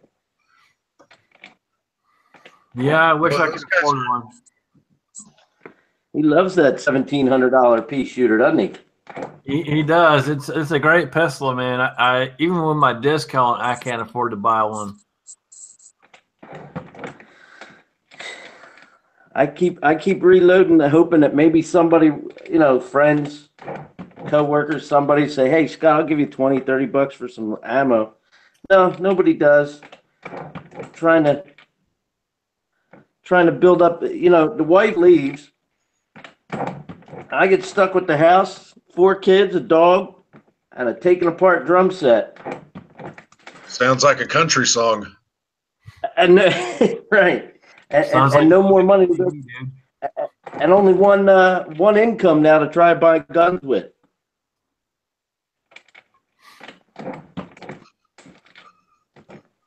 Well, you got 4 kids. You can sell 1 or 2 of them, right? No, the time has passed where I could drop them off at an ER or something like that, or a local police station. I tried. They're like 20 and 18 and 16. Logan's 10, so. Well, hell, they got to start putting some money in the kitty. They are their own kitty. Yeah, no, they need to put in your kitty. Yeah, that'll be the day. I'll be right back. I got to refresh. Go ahead. This is how I relax. Come down here and load bullets. Yeah, my yoga is normally entails bore cleaner and oil and some Q-tips and rags. That's next. That's my yoga. If my girlfriend don't show up to hang out with me for the weekend, then that's what's next. Waiting to see if she comes up. I'm in Philly, and she has to come in from Jersey, so it's not that far of a drive, but if she fell asleep, I'm cleaning guns tonight, too. There you go. Therapeutic medicine right there. Reloading and cleaning guns. I like it.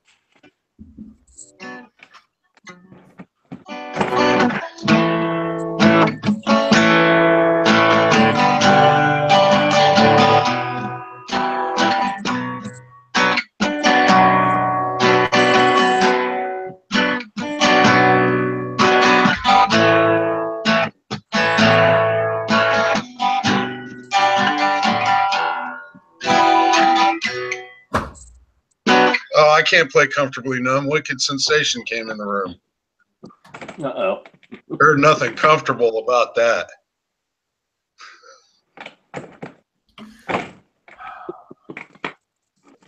Cleaned 6 guns today. Well, that's good. That's good. That's some nice relaxation time right there, boy.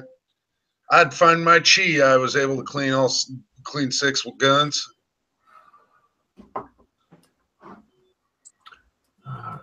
Let's see. Yeah.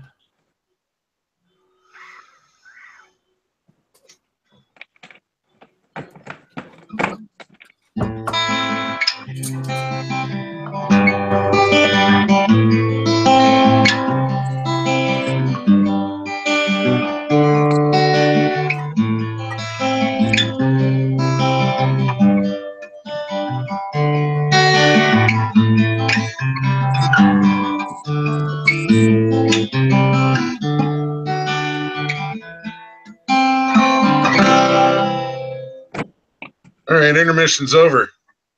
What's next? Well, I'm loading up a pipe right now. Oh, yeah. Make sure you get all them seeds out. I don't know if you can see that. Sutliff Dolce. One of the ones that Clovertac sent me. This stuff, God almighty, it's so damn good. That's some dark stuff or what?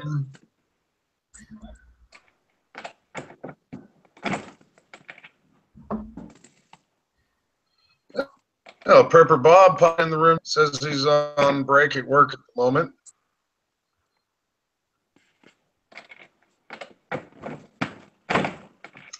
Not that much going on in here. A couple of gun guys with guitars. Well, 2 guys loading actually. One's loading bullets, one's loading a pipe. Hell yeah.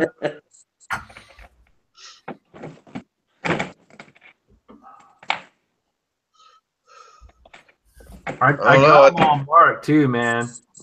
It's crazy. So my office desk, which is where my studio is, I pretty much, when I first started, I literally had my laptop, which is where you guys are at right here, and then I got my mic, which is over here on this side, and then I got a second screen because dealing with trying to do the whole CMAX thing and everything else, and deal with doing this, that, and the other. I'm like, man, I need a second screen. I can't do this on one damn screen. So I bought another screen, got that set up there. Then I started getting into smoking the pipe because I was getting tired of buying frickin' cigars left, right, and center. So now I literally have 1, 2, 3, 4,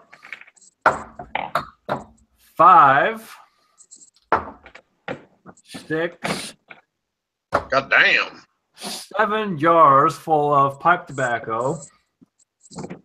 I have my pipe cleaners, and I currently have 3 pipes that I'm smoking out of. And my wonderful pipe lighter, which is designed specifically for pipes. Has the extra hole in there, so when you tilt it sideways, you don't burn yourself. Yeah. You don't find the residual of the taste of Zippo fuel offensive? Honestly, the stuff that I smoke, you don't even taste it, dude. It's funny. You know what, Scott? I'll tell you what. Just as an aside, that was an amazing, amazing job you did with C-Max. I had the distinct honor and pleasure, quite much to my surprise, actually. I put an offer out there, and he reached out, medical guy, and I had the honor of being able to kind of go through this with him and answer questions for him and his lovely wife. What a wonderful woman his wife is too. And I spoke to him the night before last, and how amazing he's doing. It's just, it's incredible. This guy is a true success. He's a miracle. And just so overwhelmed with everybody's support. We spoke for about an hour, and I had some more questions for him. Every now and again, he would call and or send me an email or a text message saying, "Hey, the wife's got questions. I got questions. Call me when you can." And I would kind of put things into layman's terms for him, answer some questions, give him some other opinions. What a phenomenal job he did and you did, Scott. It was just amazing. He was overwhelmed by all the support. I appreciate it, man. He's a trooper for sure. I'm not done yet. I'm just taking a break. I'm taking at least another 3 weeks off, and then I have something else planned that will hopefully bring in at least a couple of $1,000 more. I'm sure he's going to love it. What just an amazing guy. Absolutely amazing guy. It's no wonder, I met y'all known him longer than I have, but I can tell you, I can see why people gravitate towards him, because he's not just a very knowledgeable firearms and reloading person. He's a phenomenal human being. Yeah, I can tell you, I only knew him maybe 3 months before I started all this, and it's just a great community, and great circle. Yeah, that's it, man. I mean, literally, I asked him a couple of different questions, responded to a couple of his videos, and he was right on it. And I'm like, all right, man, this guy is willing to answer my dumbass question that, I'm a gun guy, but I don't know reloading, and he's actually taking the time to stand up there and answer my question. I can respect that. Same. That's how it started for me. And then, and then the announcement came out about him having cancer. And I'm like, dude, I got to do something. We got to do something.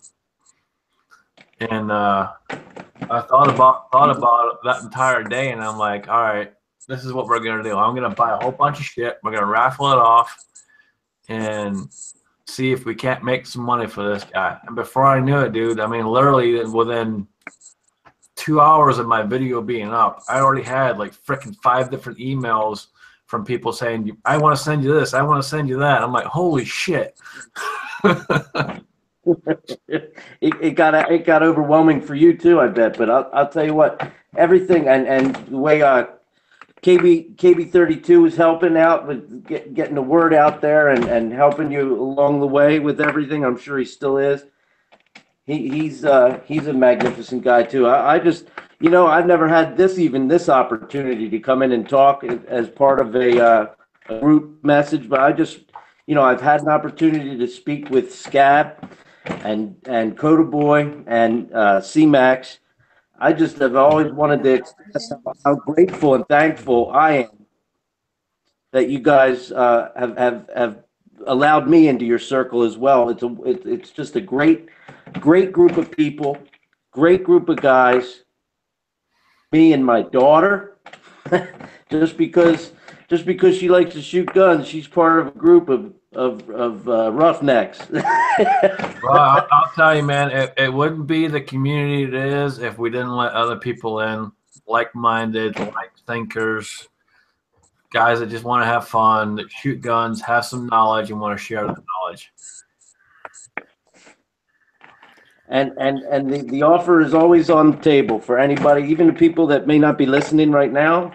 You get the word out there. Anybody ever needs any kind of medical advice, opinions, help, questions answered, things put into layman's terms, you can always call on me. I always answer my phone. Nice, man. Nice. As long as you don't play Stairway. All right, what do you have against frickin' Stairway? And don't you dare bring up a frickin' reference that I think you're gonna bring up.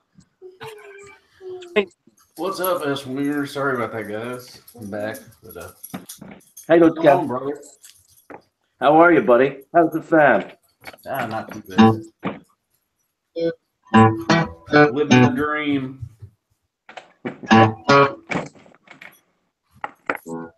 We got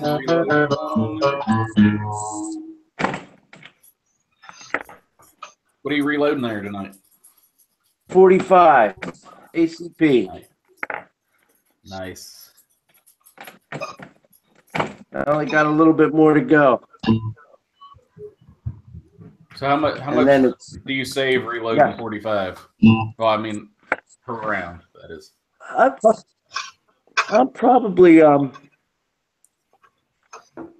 I'm probably shooting these for about 7 or 8 cents a round, maybe a little less. Oh wow. It's not that bad. Yeah, it's a saver.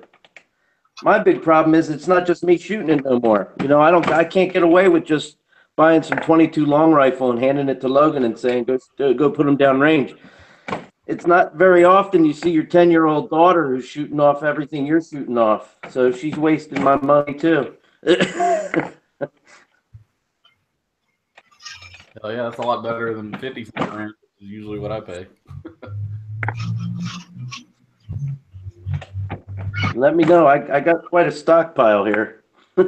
I'll send you some. Hell yeah. More than happy to share.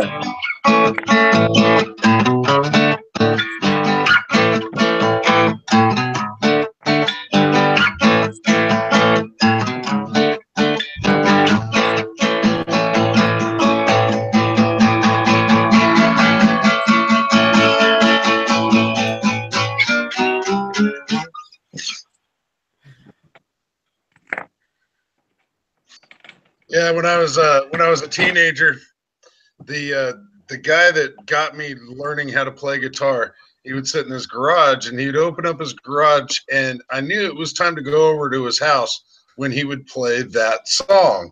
I would hear and knew that he was getting ready to smoke some herb and it was time to go over there. I'm not gonna lie, but I like that reminder. Bunch of damn hippies. That is pretty kick-ass. Just saying.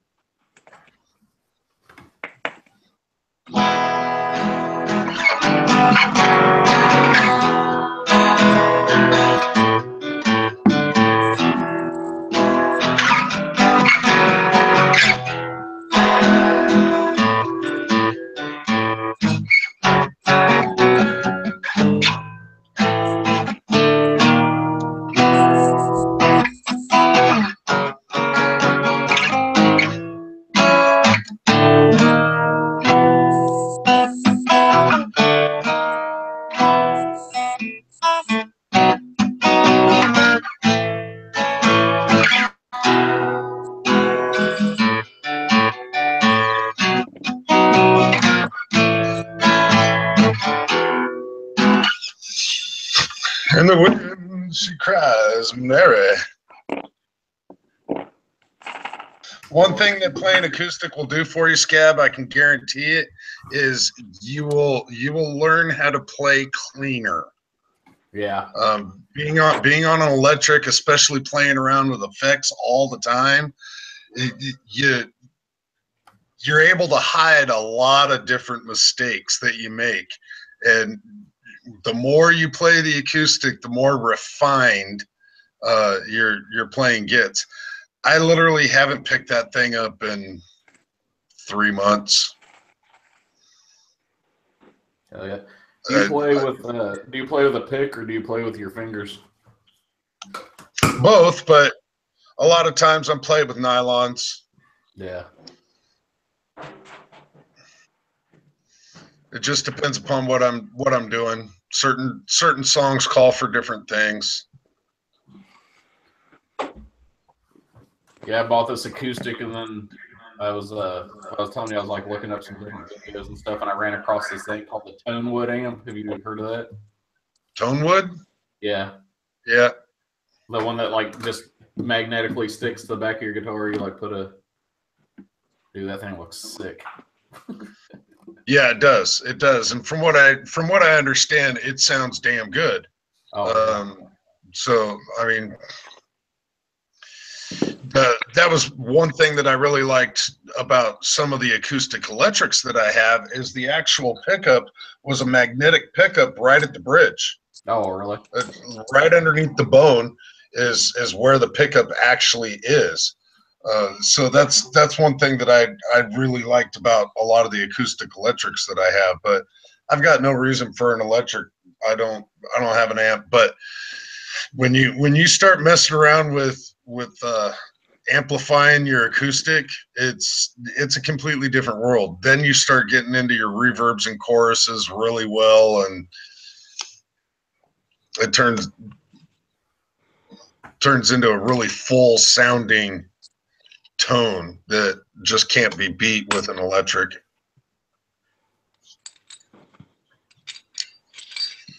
Now, what are we tearing down there? This is just one of my pistols. It's a Taurus PT 111, the Millennium G2. Just it's my carry pistol, so I haven't cleaned it for a while. I shot it past couple of weekends, so I figured I'd clean that. Still haven't heard from the girlfriend, so on to the guns because the 45s are loaded. So you're like Scab. You don't clean your fucking guns. Gotcha. Hey, I cleaned Yeah. Scab, Let me tell you something, Scott. 2 months. So full of shit. Let me tell you something.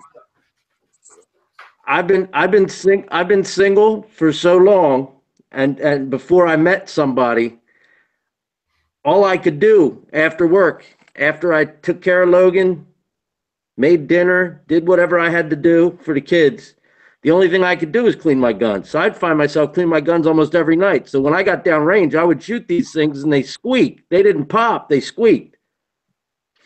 So these things are clean. It's just now I met somebody, so not every night is spent cleaning them.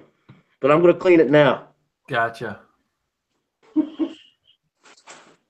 That'll teach her for not calling you. That's right. Scab, now I got no time for it. Wife showed up. Now I got no time for it. What'd you say, Scotsman? I said you should be saying something because the wife showed up, but she disappeared again. Yeah, she's out on the phone now again. That's all right. I'll hit her up later. Go for it. You can listen to it.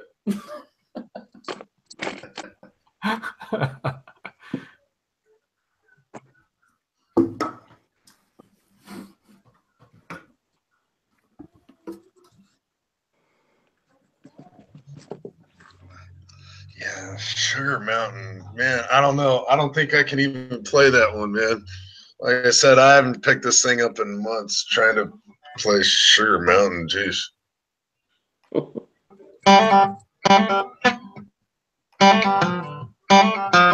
Hey, I can't even remember how it goes. Is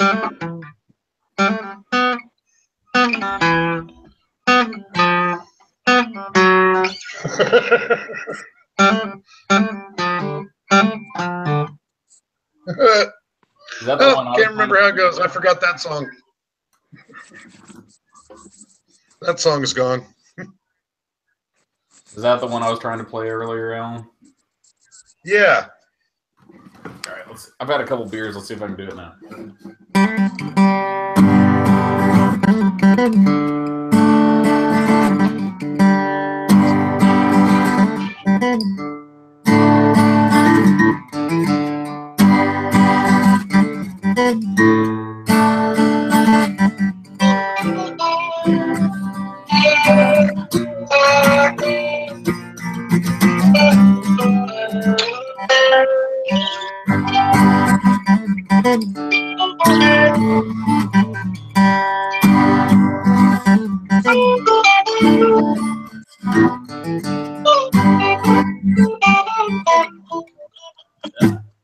That's a rough one. That's a rough. That was after a couple of beers. I wonder how he'd be after a bottle of Coleman Fuel. Yeah, God. Whew. We got big Bottle of Coleman Fuel sound like Eddie Van Halen. Yeah, I don't know.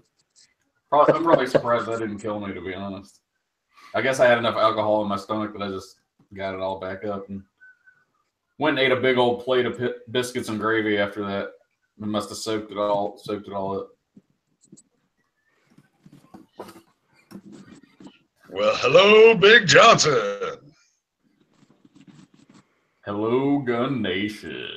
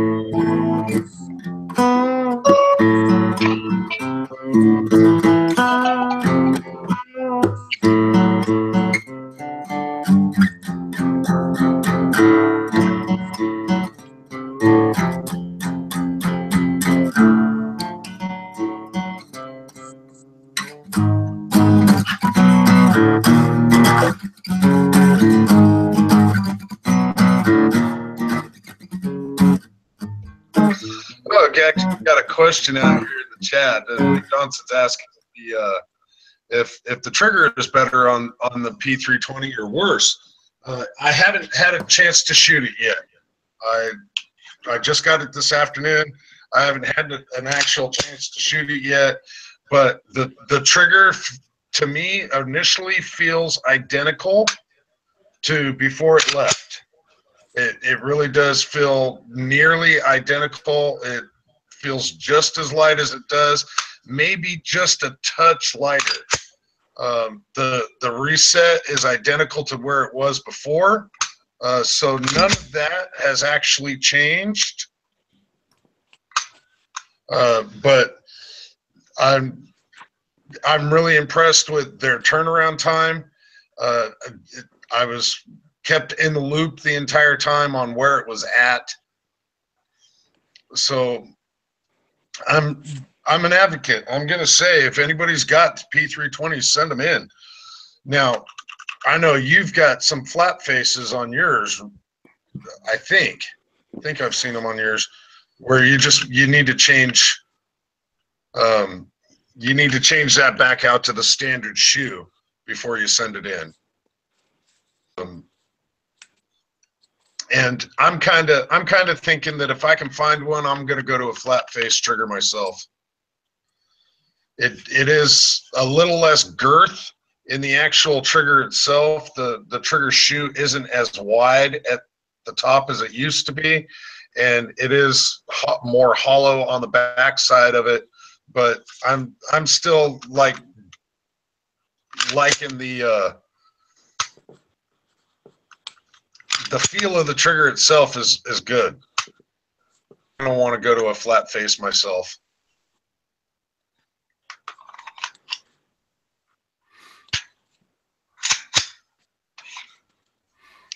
Just make sure when you go to the range, you do the drop test right at the range. Oh, I got to drop it at the range too? Oh, yeah, man. Concrete, dude. Oh, well. Freaking carpet. Wouldn't be the first time. Carpet don't cover shit. You got to drop it on concrete. Stop dropping it in your kitchen. Well, I've already dropped it a couple of times live here. Yeah, you got to do it on concrete, dude. Your carpet don't cover it. Yeah, I know. I'm always trying to get out of something. You can just ask any of my wives or ex-wives. Oh my God! Thankfully, I'm not looking forward to that. And she can fucking burn in hell. Well, no, actually, she can't because that's where it resides, so she can burn somewhere else.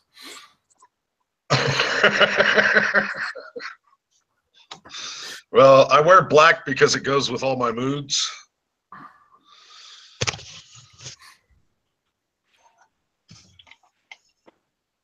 So we were trying to, I was trying, somebody else instigated, it was Daniel. Daniel, God is my judge, wanted to get some jokes going up in here.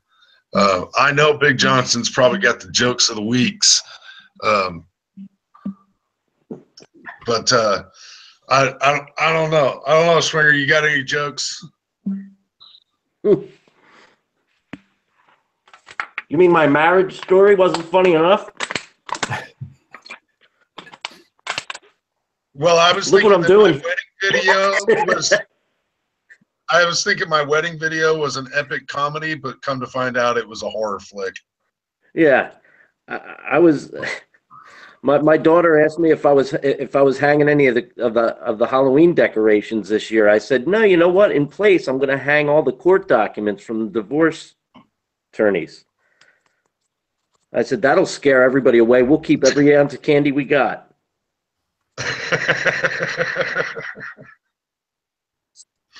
I may even leave it up for Christmas, too.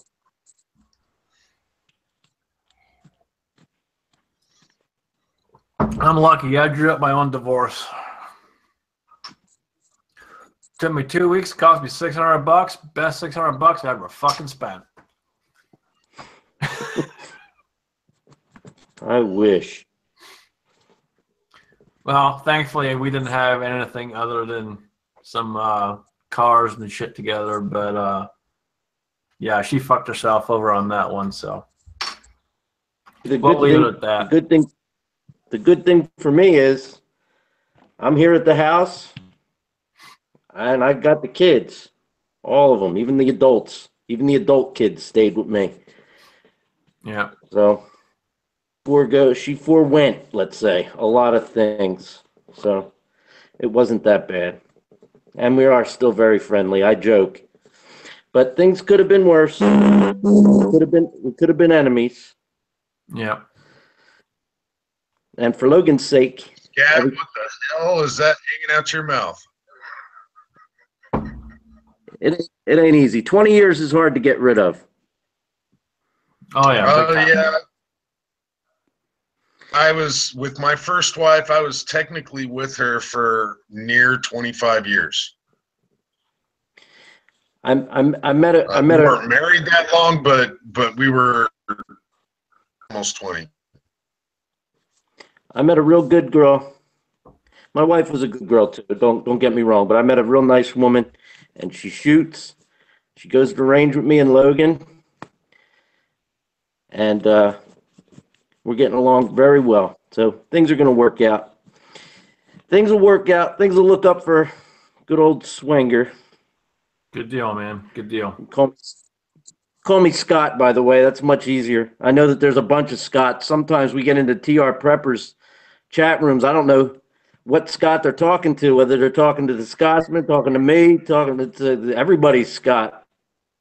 There's at least 4, maybe 5 that I know of in the chat. And everyone calls me Scott because they don't want to use my real name, and I appreciate the fact that they don't use my real name because, yeah, that would cause a lot of shit. That's all I go by. I figure, I don't know. I guess I'm not too schooled on the privacy part of this whole thing. It's all very new to me. I'm not really big on the privacy thing, but it's just, you know, I deal with guns and the ATF on a daily basis, so I'd rather not have my real name out there. I don't blame you. I'm a medical guy, and you know, people at work, they say to me all the time, boy, I'll tell you what, they look at me, they see something that happened like in Vegas, and they the first person they turn to is me. So all throughout the country now in the healthcare facilities, they do now, and they've been doing it for the past few years, active shooter training. So the person who goes around and does the training in every department comes to my department, and they said, a lot of your coworkers told me I got to come talk to you first. I said, okay. It's a little disheartening. Yeah, and the job I'm in, they do the same kind of thing. Unfortunately, it is taught by people that have zero fucking clue. And I wasn't happy with the training, to be honest. Many times in the past, that if you want to do an active shooter training, you either grab myself or one of the guys that is on the counter that has been in the military that understands what it is to be shot at. And still to this day, they don't grab any one of us that has any fucking clue whatsoever. And they have some person that has never shot a gun in their fucking life try and teach this class. It was a little disheartening, to say the least. The person that taught my class is probably about a 55 to 60-year-old kind of semi-retired nurse in a walker. Yeah. And I said to her, I said, do you really want to be teaching this class, or do you want to have somebody that's actually had some experience? You know, I have 8 years in the military. You know, I've been shooting guns all my life. I said, you think maybe somebody that's got some experience with this should maybe instruct people? I said, because I'll tell you what, if there's an active shooter ever in this hospital, I guarantee you that I'm going to utilize the training that I received in the military before I'm going to utilize the training you're giving me right now. Yep. And I'll tell you the same thing, man. I told my HR, I'm like, you got to realize that. So what they were telling them all was head for the gun counter, head for the gun area, go grab a gun, go to the gun vault. I'm like, okay, hold the fucking phone. First off, how many of these people have actually shot a fucking gun? How many of them are actually fucking accurate at shooting the gun? And how many of them actually know what to do when the cops bust in, guns are fucking blazing, guns drawn, and start running at you, and you got a gun in your hand? What are you going to fucking do? And she looks at me, she goes, huh? And I'm like, that's exactly why you shouldn't be teaching the fucking class. That's right. I told this nurse woman, I said, look, I'll tell you what, you teach the class your way, and I'll teach my people my way, and we'll see who saves more lives. Because I guarantee you that the United States military has a better way of handling the situation and keeping people safe. Well, like I told my HR, I'm like, you do realize that 90% of the people that work for me all have training, all know how to use a gun, and all probably are carrying, even though they're technically not supposed to be. And yes, they will shoot, and they will shoot whoever's fucking coming towards them. Now, I don't know where you guys are all located. I think I know where a couple of you may be located, but I live in Philadelphia, Pennsylvania. Very, very good gun laws here. I'm very happy about being here in Philly. Right over the bridge, not 20 minutes from where I live, is New Jersey. A lot of people call it New Germany. But New Jersey doesn't have reciprocity for our CCWs. So in New Jersey, you may have heard of the city I work in New Jersey. It's called Camden, New Jersey. Usually teeters back and forth between number 1 and number 2, with Detroit as the most dangerous city in America. Last year we were number 2, so hoping to get that number 1 again back. Be number 1 in something. But anyway, where I live in Philly, suburb, very safe, very quiet, very calm, and not that things don't happen, but much less frequency of occurrences where I live than in Camden. So it's disheartening to drive over the bridge and know that I can't protect myself against the bad guys carrying guns. First or second most dangerous city in America. It's scary. It's a scary thought. And I really hope something's done about that soon. But something tells me after the recent turn of events, that whole thought is going to be put on the back burner for a little while. And that again is quite disheartening.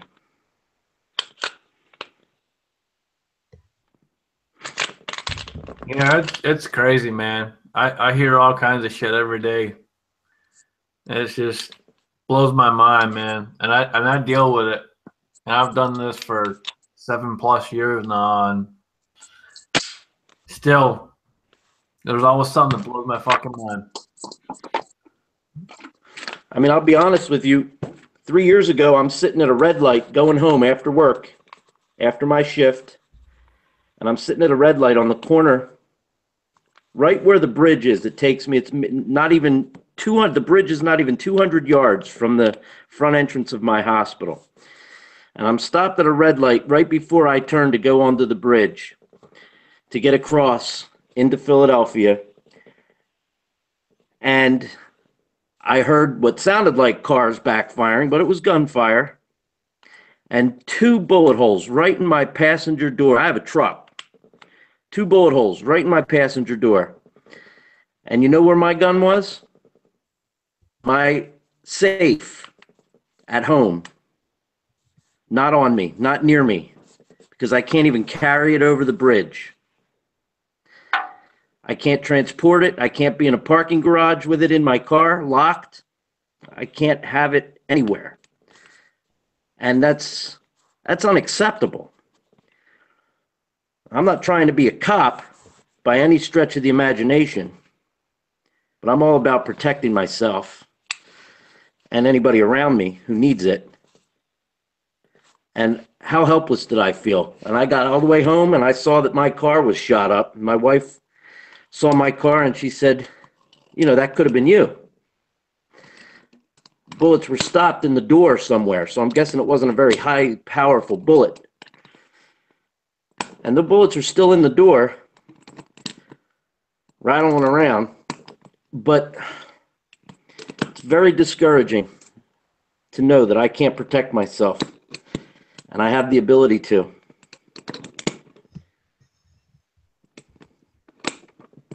Yeah, it's pretty crazy where I work. I wish I could carry. I'm not allowed to. I'm not going to disclose on here in case someone that I work with happens to see this, but there are other avenues to which I take in case something is to happen that I can, in fact, protect myself and be all right. Yeah. not me. That's a shame, though. It is a shame, my friends. That's the world we live in right now.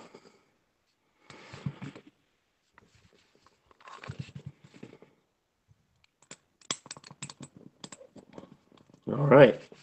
I'm all cleaned up. Ready to go. I'll protect myself on my way to bed.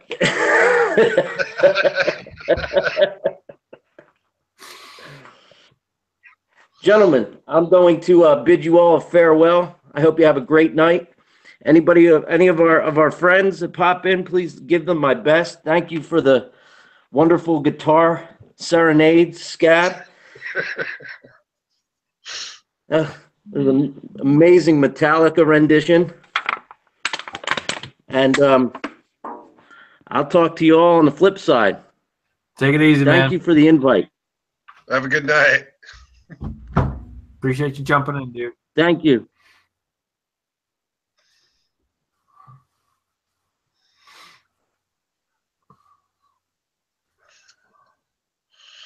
So, Scab, what do you get when you cross a helicopter, an elephant, and a rhino?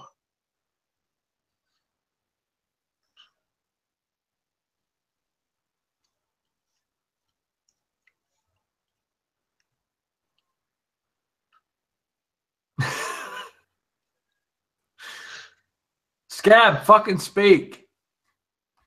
Can you hear me now? Oh, yeah, there we go. There we go. Yeah, I was trying to All say right. bye to freaking S-Winger, and I guess I don't know what happened. I messed up my settings or something at some point. So yeah, S-Winger, thanks for hanging out, brother. Sorry, man, I was trying to talk, but y'all couldn't hear me. Parasitic Generation is up in the house. Come join us here, Parasitic. Wouldn't Yeah, what's mind up, Parasitic? seeing your happy ass up in here. But yeah, I was trying to say when you guys were talking about that before, there's a guy I work with, and he got his concealed carry too. And of course, like, you know, my job, nobody goes by the freaking handbook. All right. We have a handbook, but it is not followed almost ever. So he went into the HR and asked if we were allowed to carry, you know, on the job. And I was like, why would you freaking do that, you idiot? Like, anytime anybody says anything, you know, you just go, oh, well, I didn't know. And they don't freaking do anything about it. So he went and specifically asked if we were allowed to, you know, carry at work. And they were like, well, it says in the handbook you're not supposed to. So leave that as it may that's be. like some of my guys, you know, when they start, they're like, well, can we carry? I'm like, don't ask, don't tell. Yeah, like, why would you go ask? I mean, there was a guy at my freaking work that got caught sleeping one day. And they literally like, did anybody tell you couldn't sleep? And he was like, no, nobody told me. And they were like, well, you can't do that. Don't do that anymore. And he's like, oh, okay, I won't do that anymore. All right, well, you still got a job. Just don't do it anymore. Like, what? Are you serious? Oh, yeah, dude. I literally walked in the back room, which we call the vault, and found people fucking sleeping in the rack. And I literally would kind of like grab them by the fucking shirt collar and be like, what the fuck are you doing? Are you fucking 5? What the fuck? Yeah, that's crazy.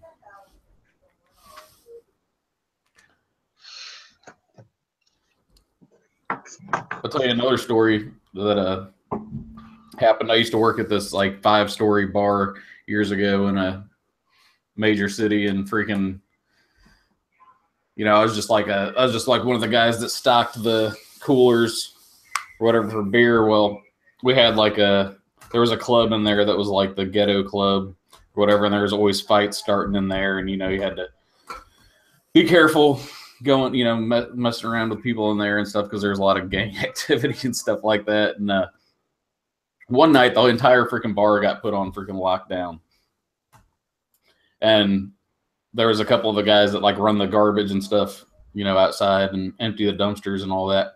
and they freaking come up. Of course, everything was on lockdown. They come up and they're like, "Man, check this out! There's people shooting in the parking lot, and we found a couple of these shell casings right here." Well, I was like, "Let me see that." So I freaking took the shell casing and looked at it. Freaking 7.62 by 39. I was like, "You got to be shitting me! They're out in the freaking parking lot shooting AKs right now." So that was a interesting experience. I bet.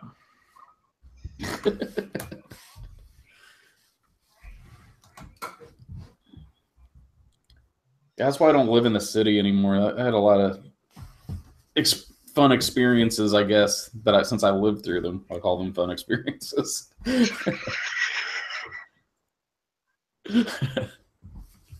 mean, I was never a city boy anyway, but I did live there for a while.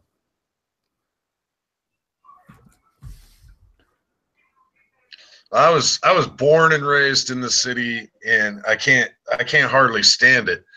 I live in this little tiny 4-horse town, and I only call it a 4-horse town because there's 3 officers and 2 police cars. But I can't hardly even stand to go into the big cities anymore. I just don't dig it in any way, shape, or form. Nah. I will if I have to, but I almost can't stand to go into the big cities. Nah, I hate it.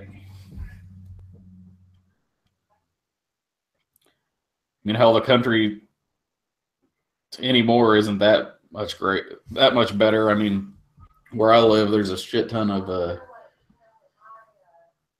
there's a heroin epidemic basically, and there's people hooked on pills and freaking heroin. I mean, you can pull up to the freaking gas station at freaking any given day and freaking see somebody freaking in their car nodding out or freaking doing shit shouldn't be doing, stuff like that.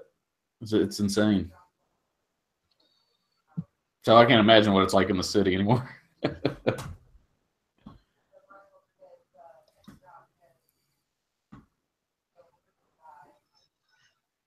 Yeah, they're like death traps, like Parasite's saying out there. Big cities to me are like death traps anymore.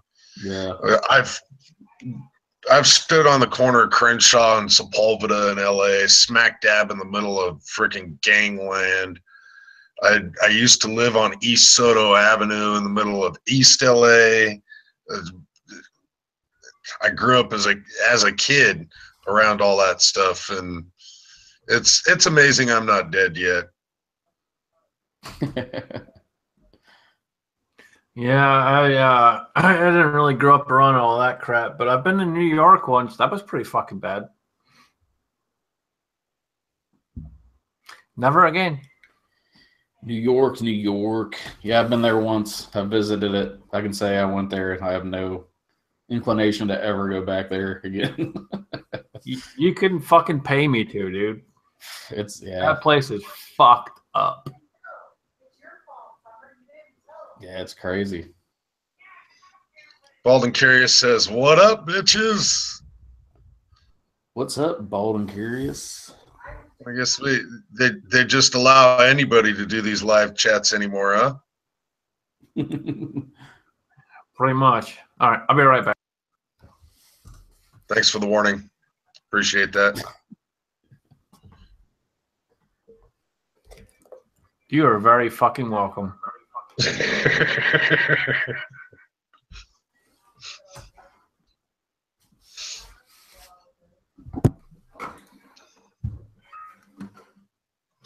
I don't know what I did with my pick. I done lost it.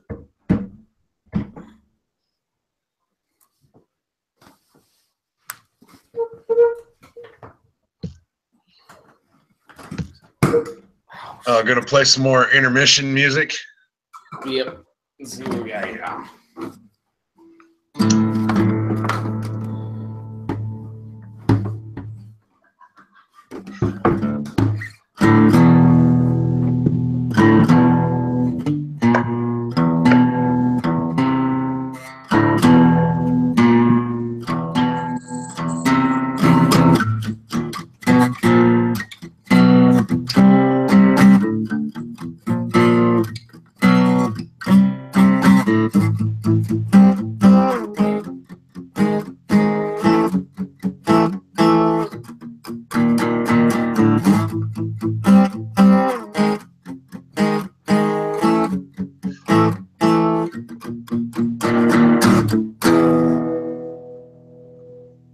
What's up, Parasitic?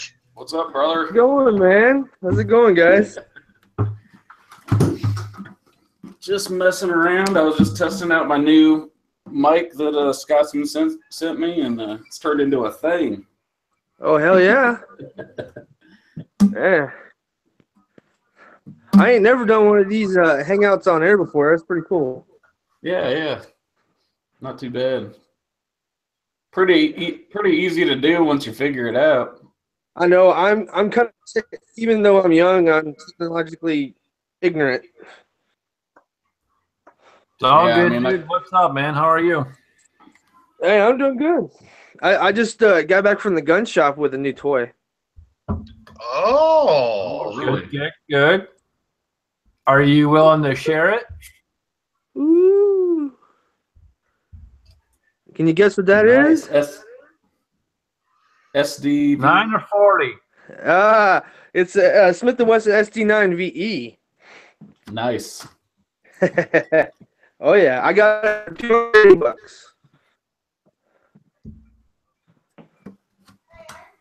Yeah, I actually Couldn't got pass one it of up. those a while back, and I traded it for something, and then I ended Yeah. up trading it for my 300 blackout upper. But Well, I had wish I one wouldn't before, have got but all the little guns. yeah, I know. I had one before and I regret selling it, so I had to pick another one up. Yeah. I'm a sucker for 9mm. Yeah, they're nice. They're, I mean, really for the price, and I mean, they're really Oh, comparable yeah. in size and everything to like. I carry an M&P 9C most of the time, and I mean, they're pretty close to the same dimensions. I think it's got a little bit longer barrel, but not that much. Well, pretty much this is a Glock 19 because I took my recoil spring off my Glock 19 and it fits in this. Does it really?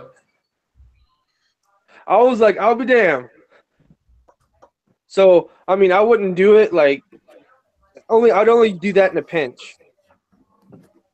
Yeah, it's like a Glock, but with a better grip angle. Yeah, you know what? This is pretty much the Glock Gen 5, if I dare say so myself. I'm just kidding.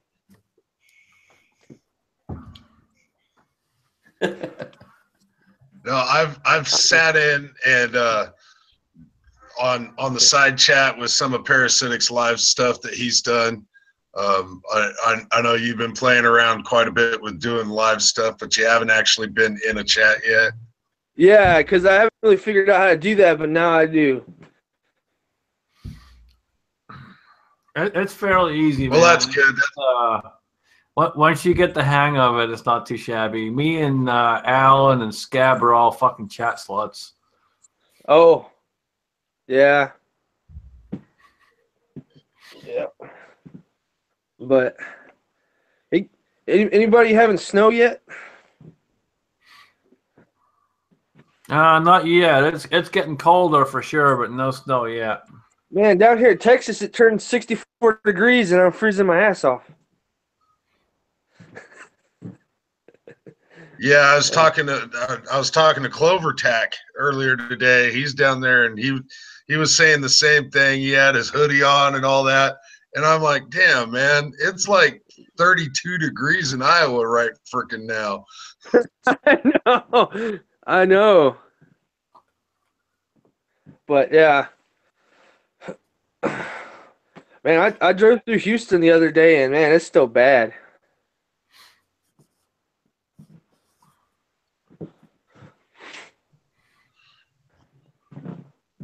See, the problem is here is like at night and first thing in the morning, it's like freaking 40 degrees, somewhere in there, and then during the day it's like fucking 80. Oh, so it goes high to low, low to high to low, and the fucking constant temperature change. That's the kicker. Like, if you're taking your jacket 40, off, and then I wouldn't care. I'm good with straight 40. But the low to high to low is what gets you. Man, I try to stick with 70 degrees. Any lower than that, I get cold. But, I did used to live in Alaska, so.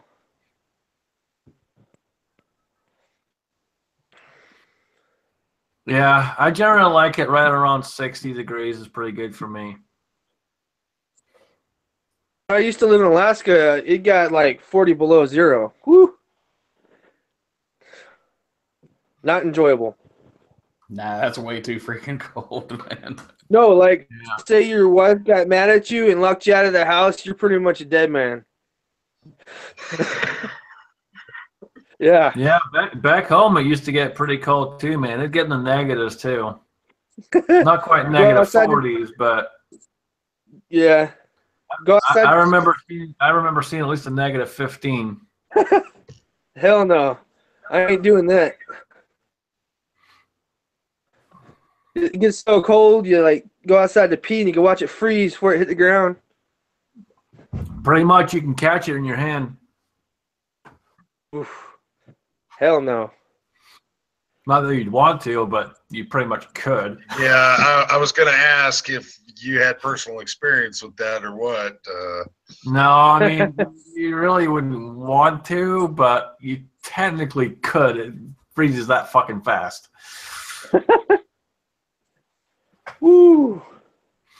Trust you me, guys there was preparing many for- time back home where I'd be walking to school in 3 foot plus of snow.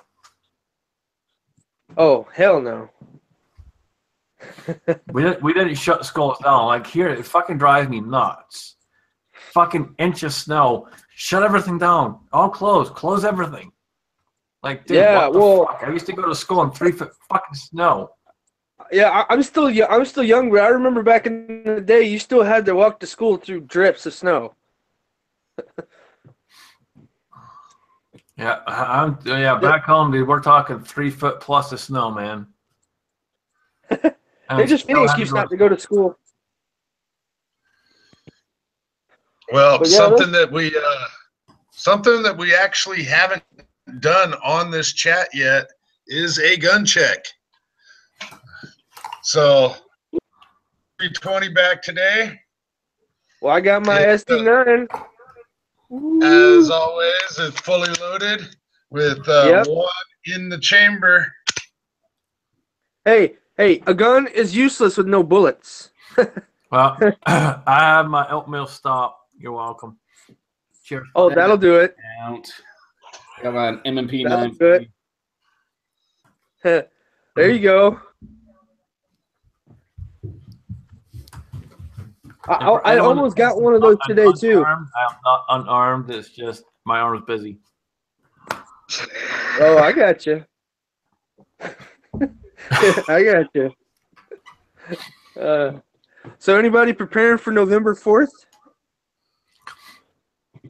A little bit. I I'll just pack a little showed you something that extra. my magazines are loaded and I have one in the chamber, right? Yeah, that's right. I pity the fool that tries to run up in your house. Some motherfucker trying to throw a piss bottle at me. I got a lot of shit What is going the on right here, but I would turn the camera, but my reloading bench is right there, and trust me, it's cranking pretty good. There you go. I mean, I tried to get into reloading, but patience to reload per se because it's boring to me. But to each their own, Well, I know it's if you way think about it, on average, it's about 21 cents a round for 9mm on average at a store, and I'm Right. probably right around 9 cents a round. Damn, dude. Wow. Well, I'm picking up a crap load of Tula 9mm for like $7 a box at Walmart. That's mainly what I train with. I just shot a bunch of that the other day at the range. Yeah. I mean, all my guns like it, so why not train with it? I've been getting the Federal 100-round boxes for like $18. Yeah. My Walmart has that too. Hey, shut up, Cinnamon. Shut up. See my attack dogs? Oh, where'd they go? That's my attack dog. Yeah, what are you doing? Huh? What are you doing? Vicious. She's rip your face off. More like untie your shoe. Yeah, pretty much. Yeah, I was looking online the other day, and there was I think I was on Ammo Seek or something, and there was like some remanufactured 9mm for 25 bucks, you got 250 rounds. And I was like, man, that's a hell of a deal. Whatever. So I was like, let's see on YouTube if anybody's got this stuff yet. And I ran across one video, and the dude posted about it, and there was freaking bullets put in the cases backwards and all kinds of crap. He said it like jammed up his gun 2 or 3 times, and I was like, man, thanks for putting this video out. I subbed you just because of that, because I didn't. Yeah, well, I'm kind of iffy on remanufactured or somebody that's reloaded it themselves that I don't know. I'm kind of iffy on shooting that kind of ammunition because some people don't know what they're doing. Yeah, this is like from a U.S. cartridge company or something like that.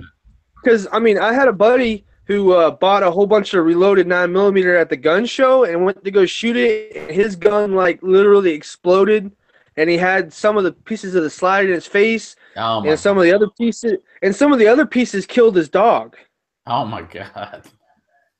I was like, whoa, man, I'm not trusting that. Yeah. So, yeah. Yeah, I try to just stick with that stuff too, just because I've heard the horror stories.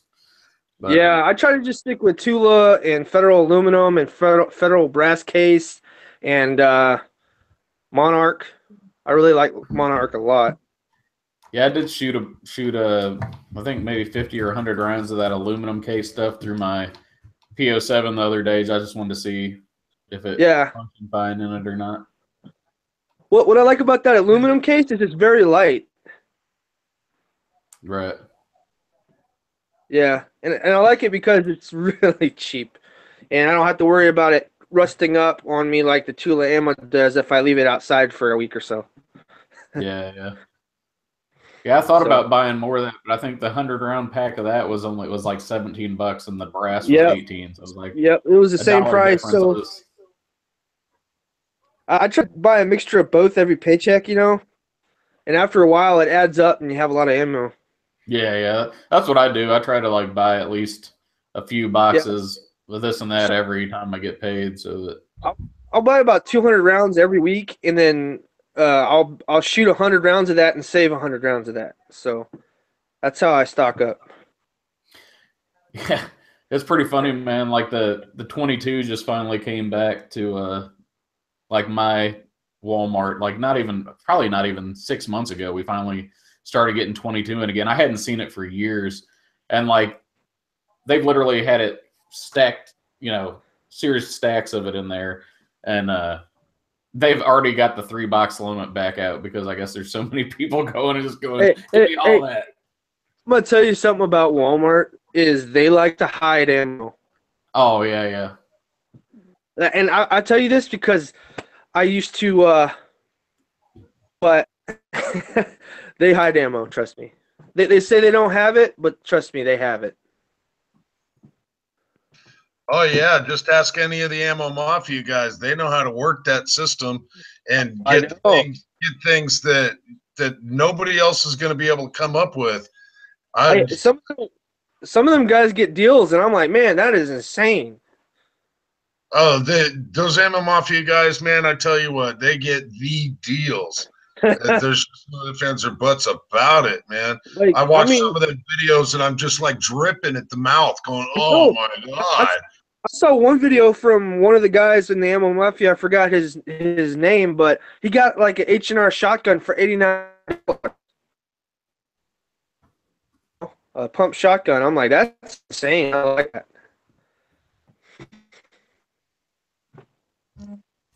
Uh-oh. Yeah, when it comes to reloading things, there's only a few guys that I would actually trust to run their ammo through my weapons. Pops Quest is out there, and I would definitely run his stuff. C-Max, I would definitely run his stuff.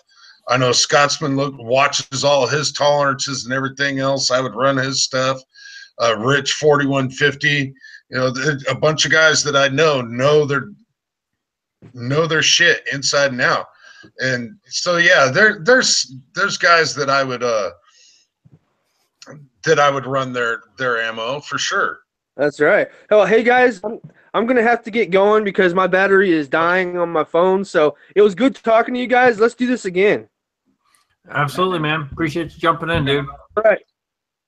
No problem. Y'all take care. Yeah, have a good night, man. Later, Parasitic.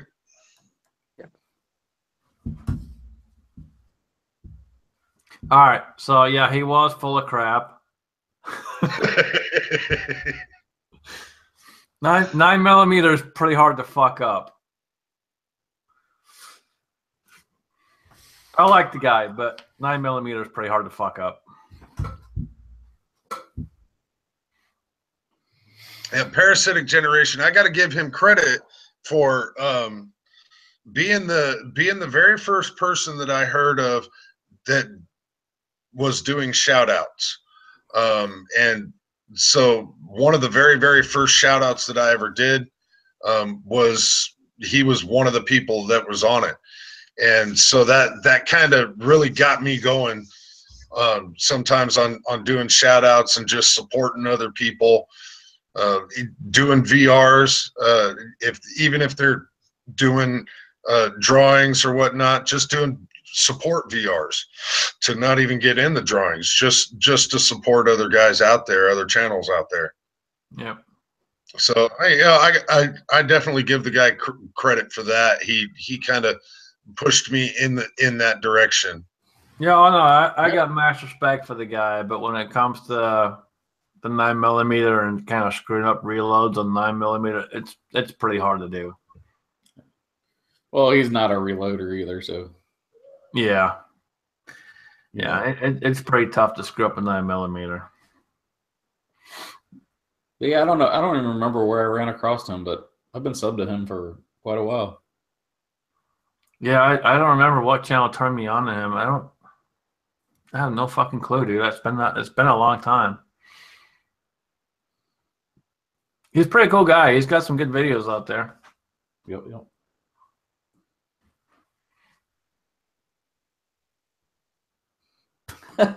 Nice, Pops.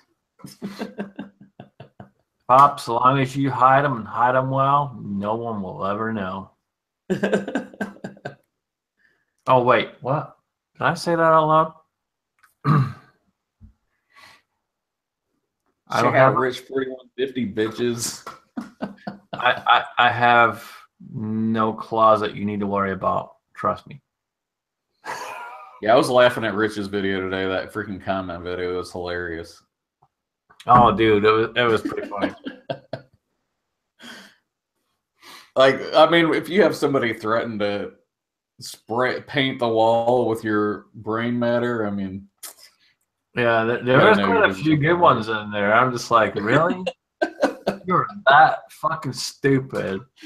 Like, seriously, how are you gonna freaking threaten somebody's life on freaking social media? You've got to be a special kind of retard. Like, even if you could find where he was at, you do realize he has a gun channel. He has multiple fucking guns. He reloads. He has mass fucking ammunition. You're gonna show up and get fucking shot. Yeah.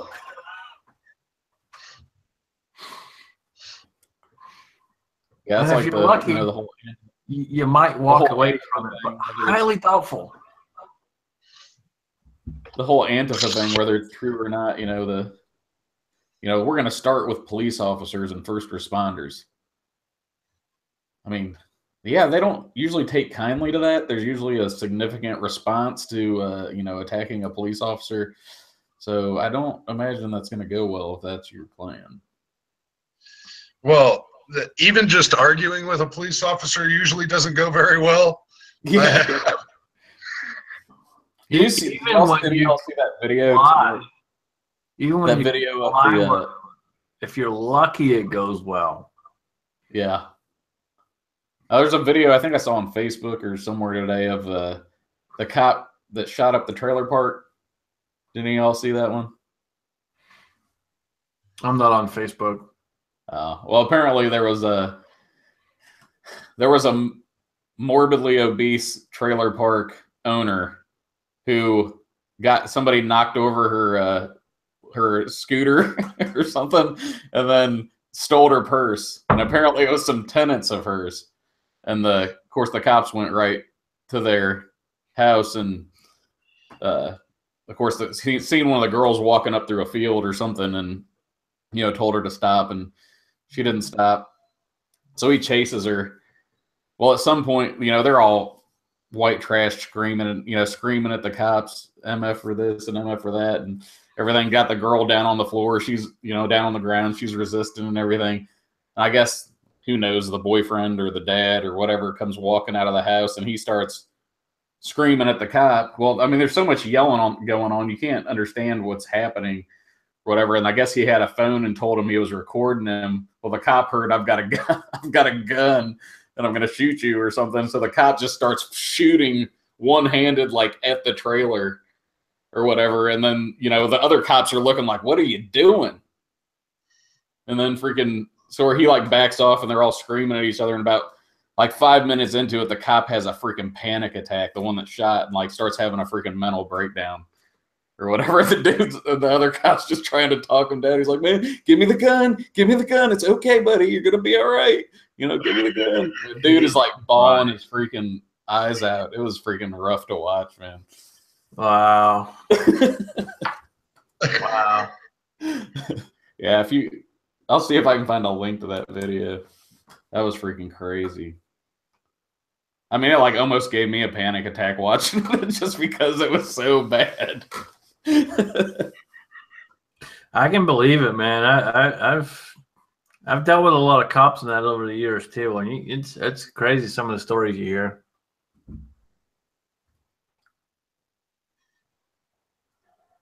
Yeah, dude was just like a blubbering idiot for like 5 minutes, and he's like, "All right, man, I'm all right. Give me the gun back." And the other cop gave him the gun back, and I was like, I wouldn't have never given that guy his gun back. I tell you, one of the craziest ones I had was when I was in Georgia at the store when I worked there. One of the guys that worked in a different section of the area, he used to be a cop in another district, I guess. And he got let go from the district because his partner was attacked. And instead of helping his partner, he ran back to the squad car and was radioing for help. and left his partner in the fucking street getting the shit kicked out of him. Wow. Yeah, I mean, that's something that people assume, especially the liberals or whatever, assume that like cops have all this training and this and that. And there, there's cops out there that they do their like 50 rounds to qualify every so often, and that's it. The bad part is his qualification. He literally had to take it over and over and over again. And the chief told him, "If you don't pass this time, you're gone." And he passed with one fucking round. Yeah. And then that shit happens. And it's just like, how the fuck can you let this guy on the streets? Yeah, so I mean, like the misconception that, cops are the only ones that are trained and, the only ones that should be allowed to have firearms. A lot of us concealed carriers out there in the world have way more training than what your average beat cop has. Oh, yeah. Absolutely. And I forget where I read it. Somebody was saying that basically like cops aren't even required to go to the police academy anymore until they've like been there for 6 months or something. Like they may have not had almost any training. I don't know about all that. I haven't heard anything of that, but I was chatting with Blue. I was in with TR and Blue, and I started in on that basic subject of, a majority of law enforcement, they're not gun people. They use their weapon to qualify, and then they put it on their hip and it stays there unless they absolutely have to pull it out. And I'm like, wow, that blows me out of the water, just because I'm like, there should be some type of regular training that they do. But I understand it's not in budgets. If you want to look at it from that aspect, it's just not in budgets. But I really do think that law enforcement should have some type of ongoing continual training of some sort, or they have to spend X amount of time at a range or something. Yeah, I mean, I don't have do the it all answer the to that. time in the shop is, you know, they don't get a carry permit because technically them being an ex-cop or current cop, they don't have to. And even if you're a retired cop, they don't make you get a carry permit. They still allow you to carry under the fact that you're a retired cop. They don't get training. They don't go and do the testing that's required in certain states. They don't do any of that shit. They just strap a gun on their hip and say, I can carry a gun. Yeah. It's pretty bad because most of them only qualify once a year. Yeah. Yeah, it's I don't know, it's kind of like the same thing with the constitutional carry. I mean, I 100% believe that people should have the right to carry without a permit, but I also believe that people need training. I understand the double edge of the sword. The fact of the matter is there's this guy that works for me that is going and getting his concealed weapons permit in the next few days. He's old and about as sharp as a beach ball. And he starts trying to talk about, well, what kind of gun should I get to carry? I'm like, I'm not going to tell you that. There's no way that I can tell you what you should be carrying. I said, I'll take you to the range and see, where you're at. But he's not an individual that I would really kind of trust with the firearm, honestly. But he's got the right to do it. And he is taking the classes that are required, and that's great. He has been doing some training with an older gentleman that I do know, and I know how good that guy is. So I feel a little bit better about that. But with that particular individual, it's a good example of that double-edged side of the sword thing. But in all actuality, Constitution's written, there shouldn't have to be a requirement. Firearms aren't as prevalent in households anymore, but as they once were. Yeah, for sure. Where you grew up with them.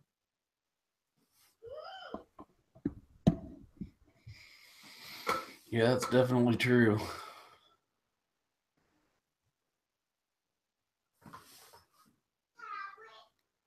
Yeah, I can tell you one of the hardest things working at a shop and selling guns, man, is some of these people that come in and it's like, I really don't want to sell you a gun, but until I can have a reason not to, I have to.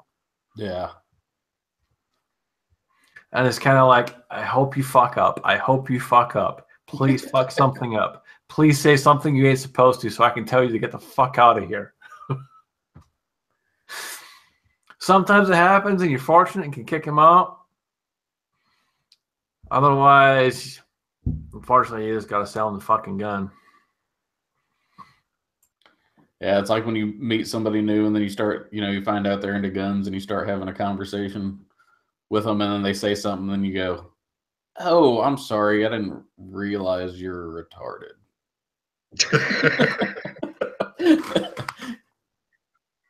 I just met you 5 minutes ago and you just told me how you intend to commit like 3 felonies. So, yeah, we're not going to be friends.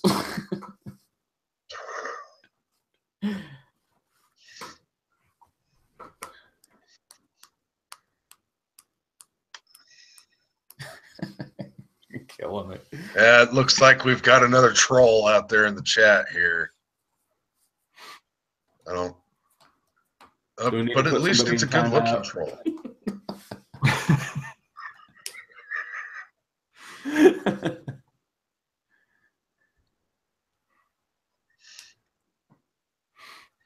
So Rich 4150 just put a comment in there about, you know, I hate when the gun store's like, you can't purchase a pistol in this state.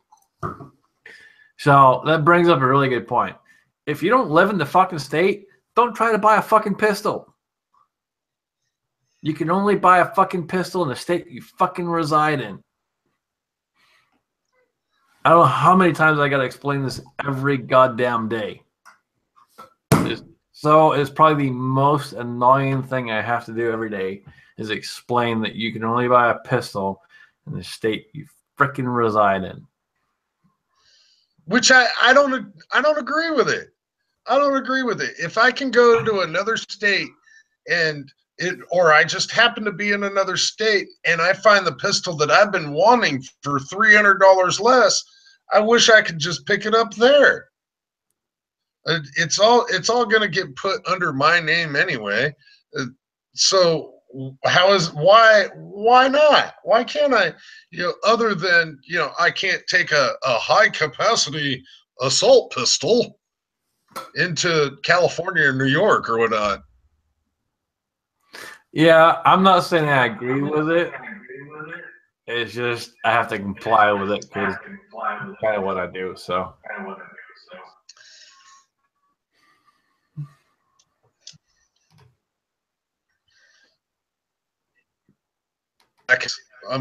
Compliance is an unfortunate thing. We sometimes have to comply when we're not allowed to have our weapons. And, well...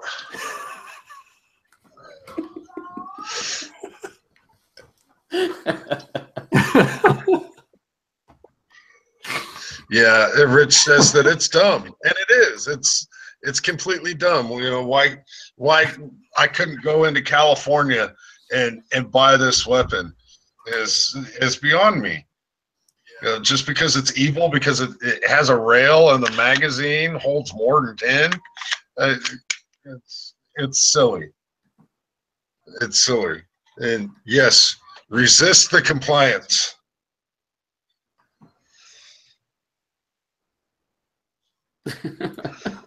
Yeah, compliance is what I do on a daily fucking basis, man. It is extremely headache worthy, extremely I need to drink more every day worthy. It is ridiculous, man. I mean, literally, if the average citizen knew what I dealt with on a daily basis, they'd probably have a fucking heart attack. I mean, I literally deal with so much shit on a daily basis that just compliance-wise, nothing else, just straight compliance with the ATF and everything else. It's just a fucking pain in the ass.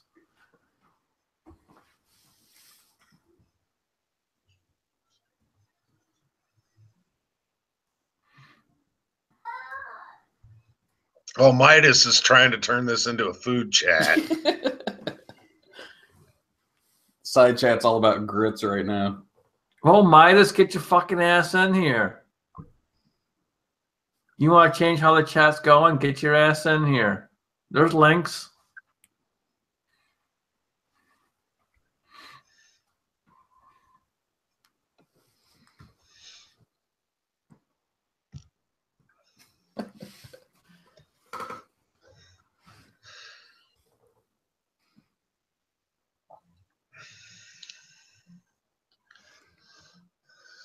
What about fried mush? I'm not a fan, by the way. It's like a Midwest thing, right?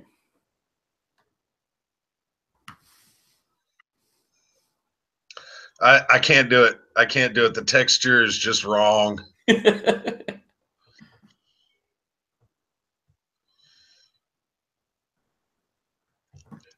The texture of grits is just fine when it's firm and all rounded. I like grits that are round and firm. But I can't fried mush. Just it doesn't even sound appealing. The fried mush. Yeah, I'm not a fan of it myself. My dad loves that stuff.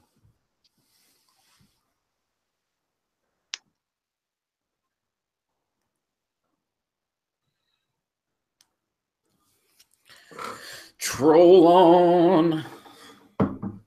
Yeah, we're trying to get some trolls in here to have fun with Scab. Troll Team 6. I'm not popular enough for trolls. I only get one once in a while, and then I guess I'm no fun. Just tell them how it is. They just don't stick around long enough to have fun with. Yeah. I had fun trolling one on Insight Freedom's channel. That was fun for a minute.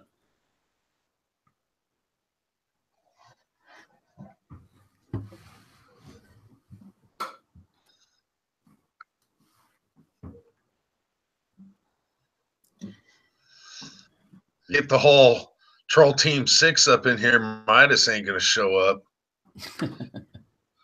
I know Rich could pop in here.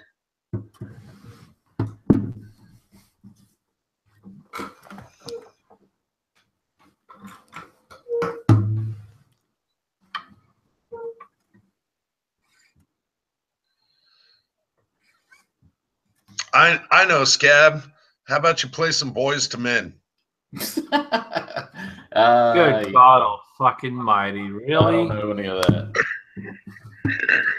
I will get in my truck right now and come kick your ass. Is that even something you can play on the guitar? Well, you know, I don't know. If you can, more fucking props to you, but don't even fucking attempt it. How about some John Denver? Can you whip out some John Denver?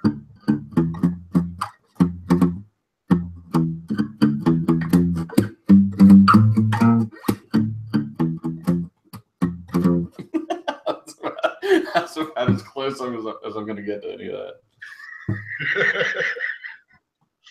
Oh, Rich is still wounded from his hour-long chat last night with Trees. I wish I would have caught that one. I wasn't able to catch that. Did either of you catch that chat last night?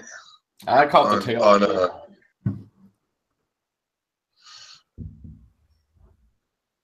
I don't know what it is. I always seem to miss his, or I catch him like halfway through or towards the end.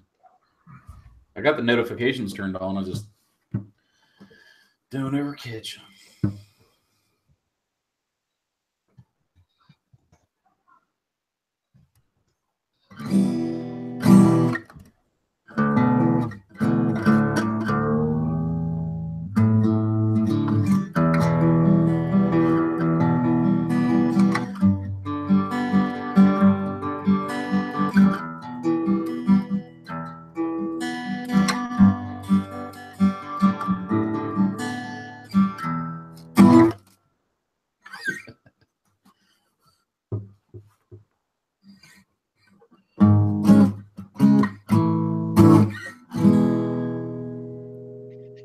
Sounds out. Yeah. Speaking of chat whores, man, it was funny as hell the other night. It's just funny, man. Like, you know, now that I'm on YouTube and stuff, like when we've got our circle of people, you know, that we hang out with, you know, and that just grows out more and more. I was looking at a video the other day. It was posted like maybe 2 years ago, and it was some dude shooting a CZ, and the dude, I only had like maybe 20 subscribers or something, and he did a video of him shooting a CZ, and I'm like, oh, I'm gonna go comment on it or whatever. And I go down there and look, and there's Big Johnson already had a freaking comment on it. And I was like, of course you've already been here, Big J. Like, it's a CZ video, of course. I couldn't have freaking beaten you to it. But anyway, so I was watching a few weeks back. Resist the Tyranny was on Rich's chat with us, Well, I ran across one of their chats from like a couple years ago and was listening to it. I think it was on like Gray Man's channel or something like that. And I listened to stuff like that at work, you know, while I'm working, and freaking yeah. So they're like a half hour into it, and I'd never heard of like any of these guys other than Resist the Tyranny. And about like a half hour into the chat, I hear, "Hey, what's up, TR?" I was like, man, these guys, they call him a chat whore for a reason. That dude has seriously been around.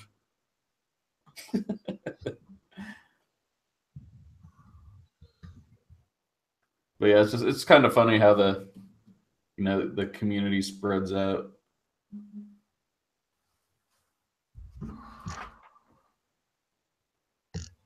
It's the tree of life, man. We've all got branches everywhere. Yep. Yep, big time.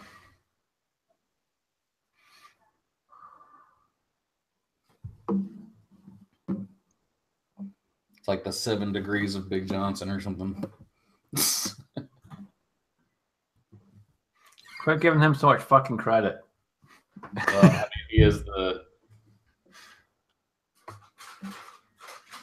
the founder of the CZ Mafia and whatnot. So, plus he makes really good bathtub crank.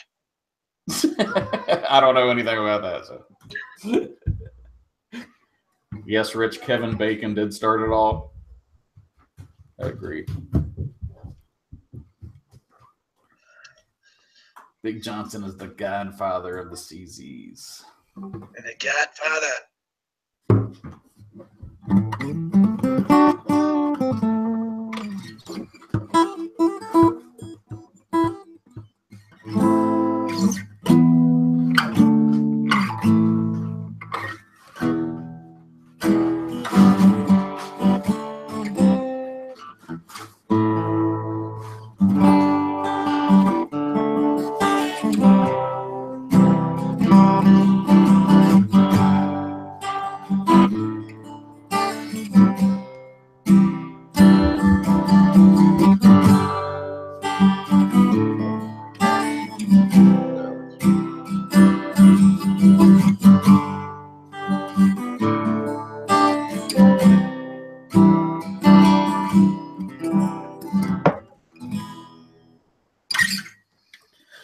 Real shit.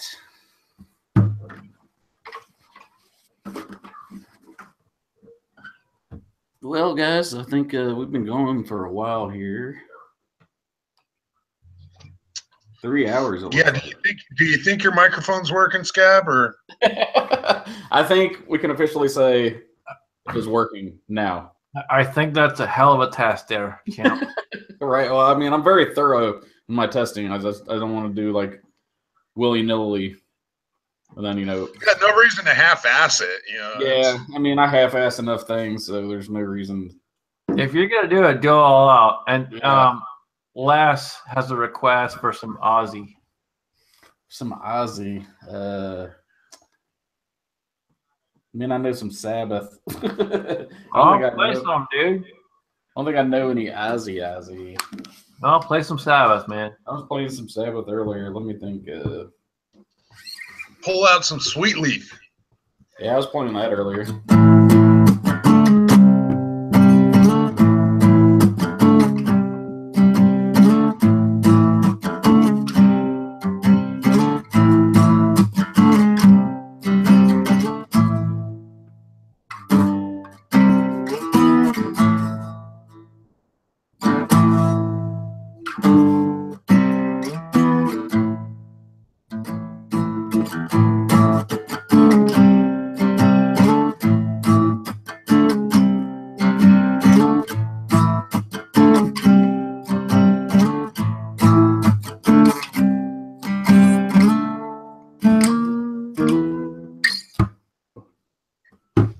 Scab, we got another request of you out there, and it is called My Song. It just play My Song. I was playing that earlier too.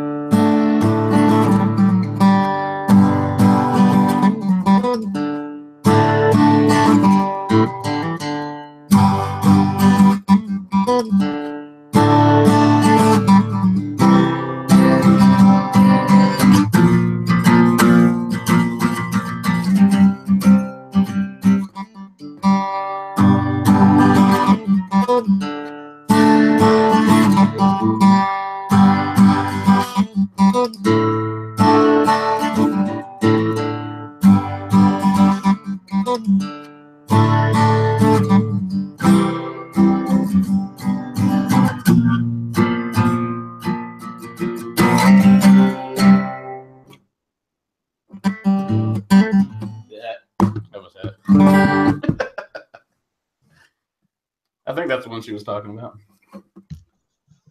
Yep, that's it, she said.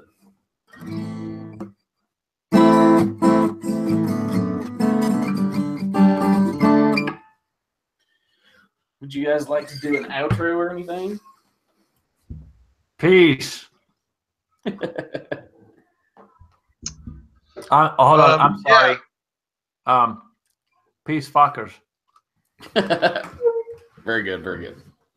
Yeah, follow me on Patreon, sign up as a subscriber, give me all your money. Thanks. Don't keep bullets in your guns, they're dangerous. Don't keep your magazines loaded. It's also dangerous. Don't ever put a round in the cylinder. Don't ever do it. It's not meant to be loaded. It's meant to be empty. Yeah, don't put a square in the round hole. Just put a round hole in the square. Okay, so you can put a round hole in the square? Yeah, but you can't squeeze it on in, you just baby. can't put a square in a round hole. All right, I'd like to thank everybody for coming out and checking out my mic check. We did establish that my mic does, in fact, work. So I'd like And to it's thank probably everybody. been the longest mic check you've ever seen in your life. Mic check, mic check. And 1 2 still 1 2. watching and has Can you hear me? been here for this entire time. We thank you. Thanks everybody out there in External. We appreciate you. Thanks Alan and Scotsman for hanging out with me, and S-Winger and Parasitic Generation for stopping in for a while. We'll holler at you guys later. Have a great night. Later, all.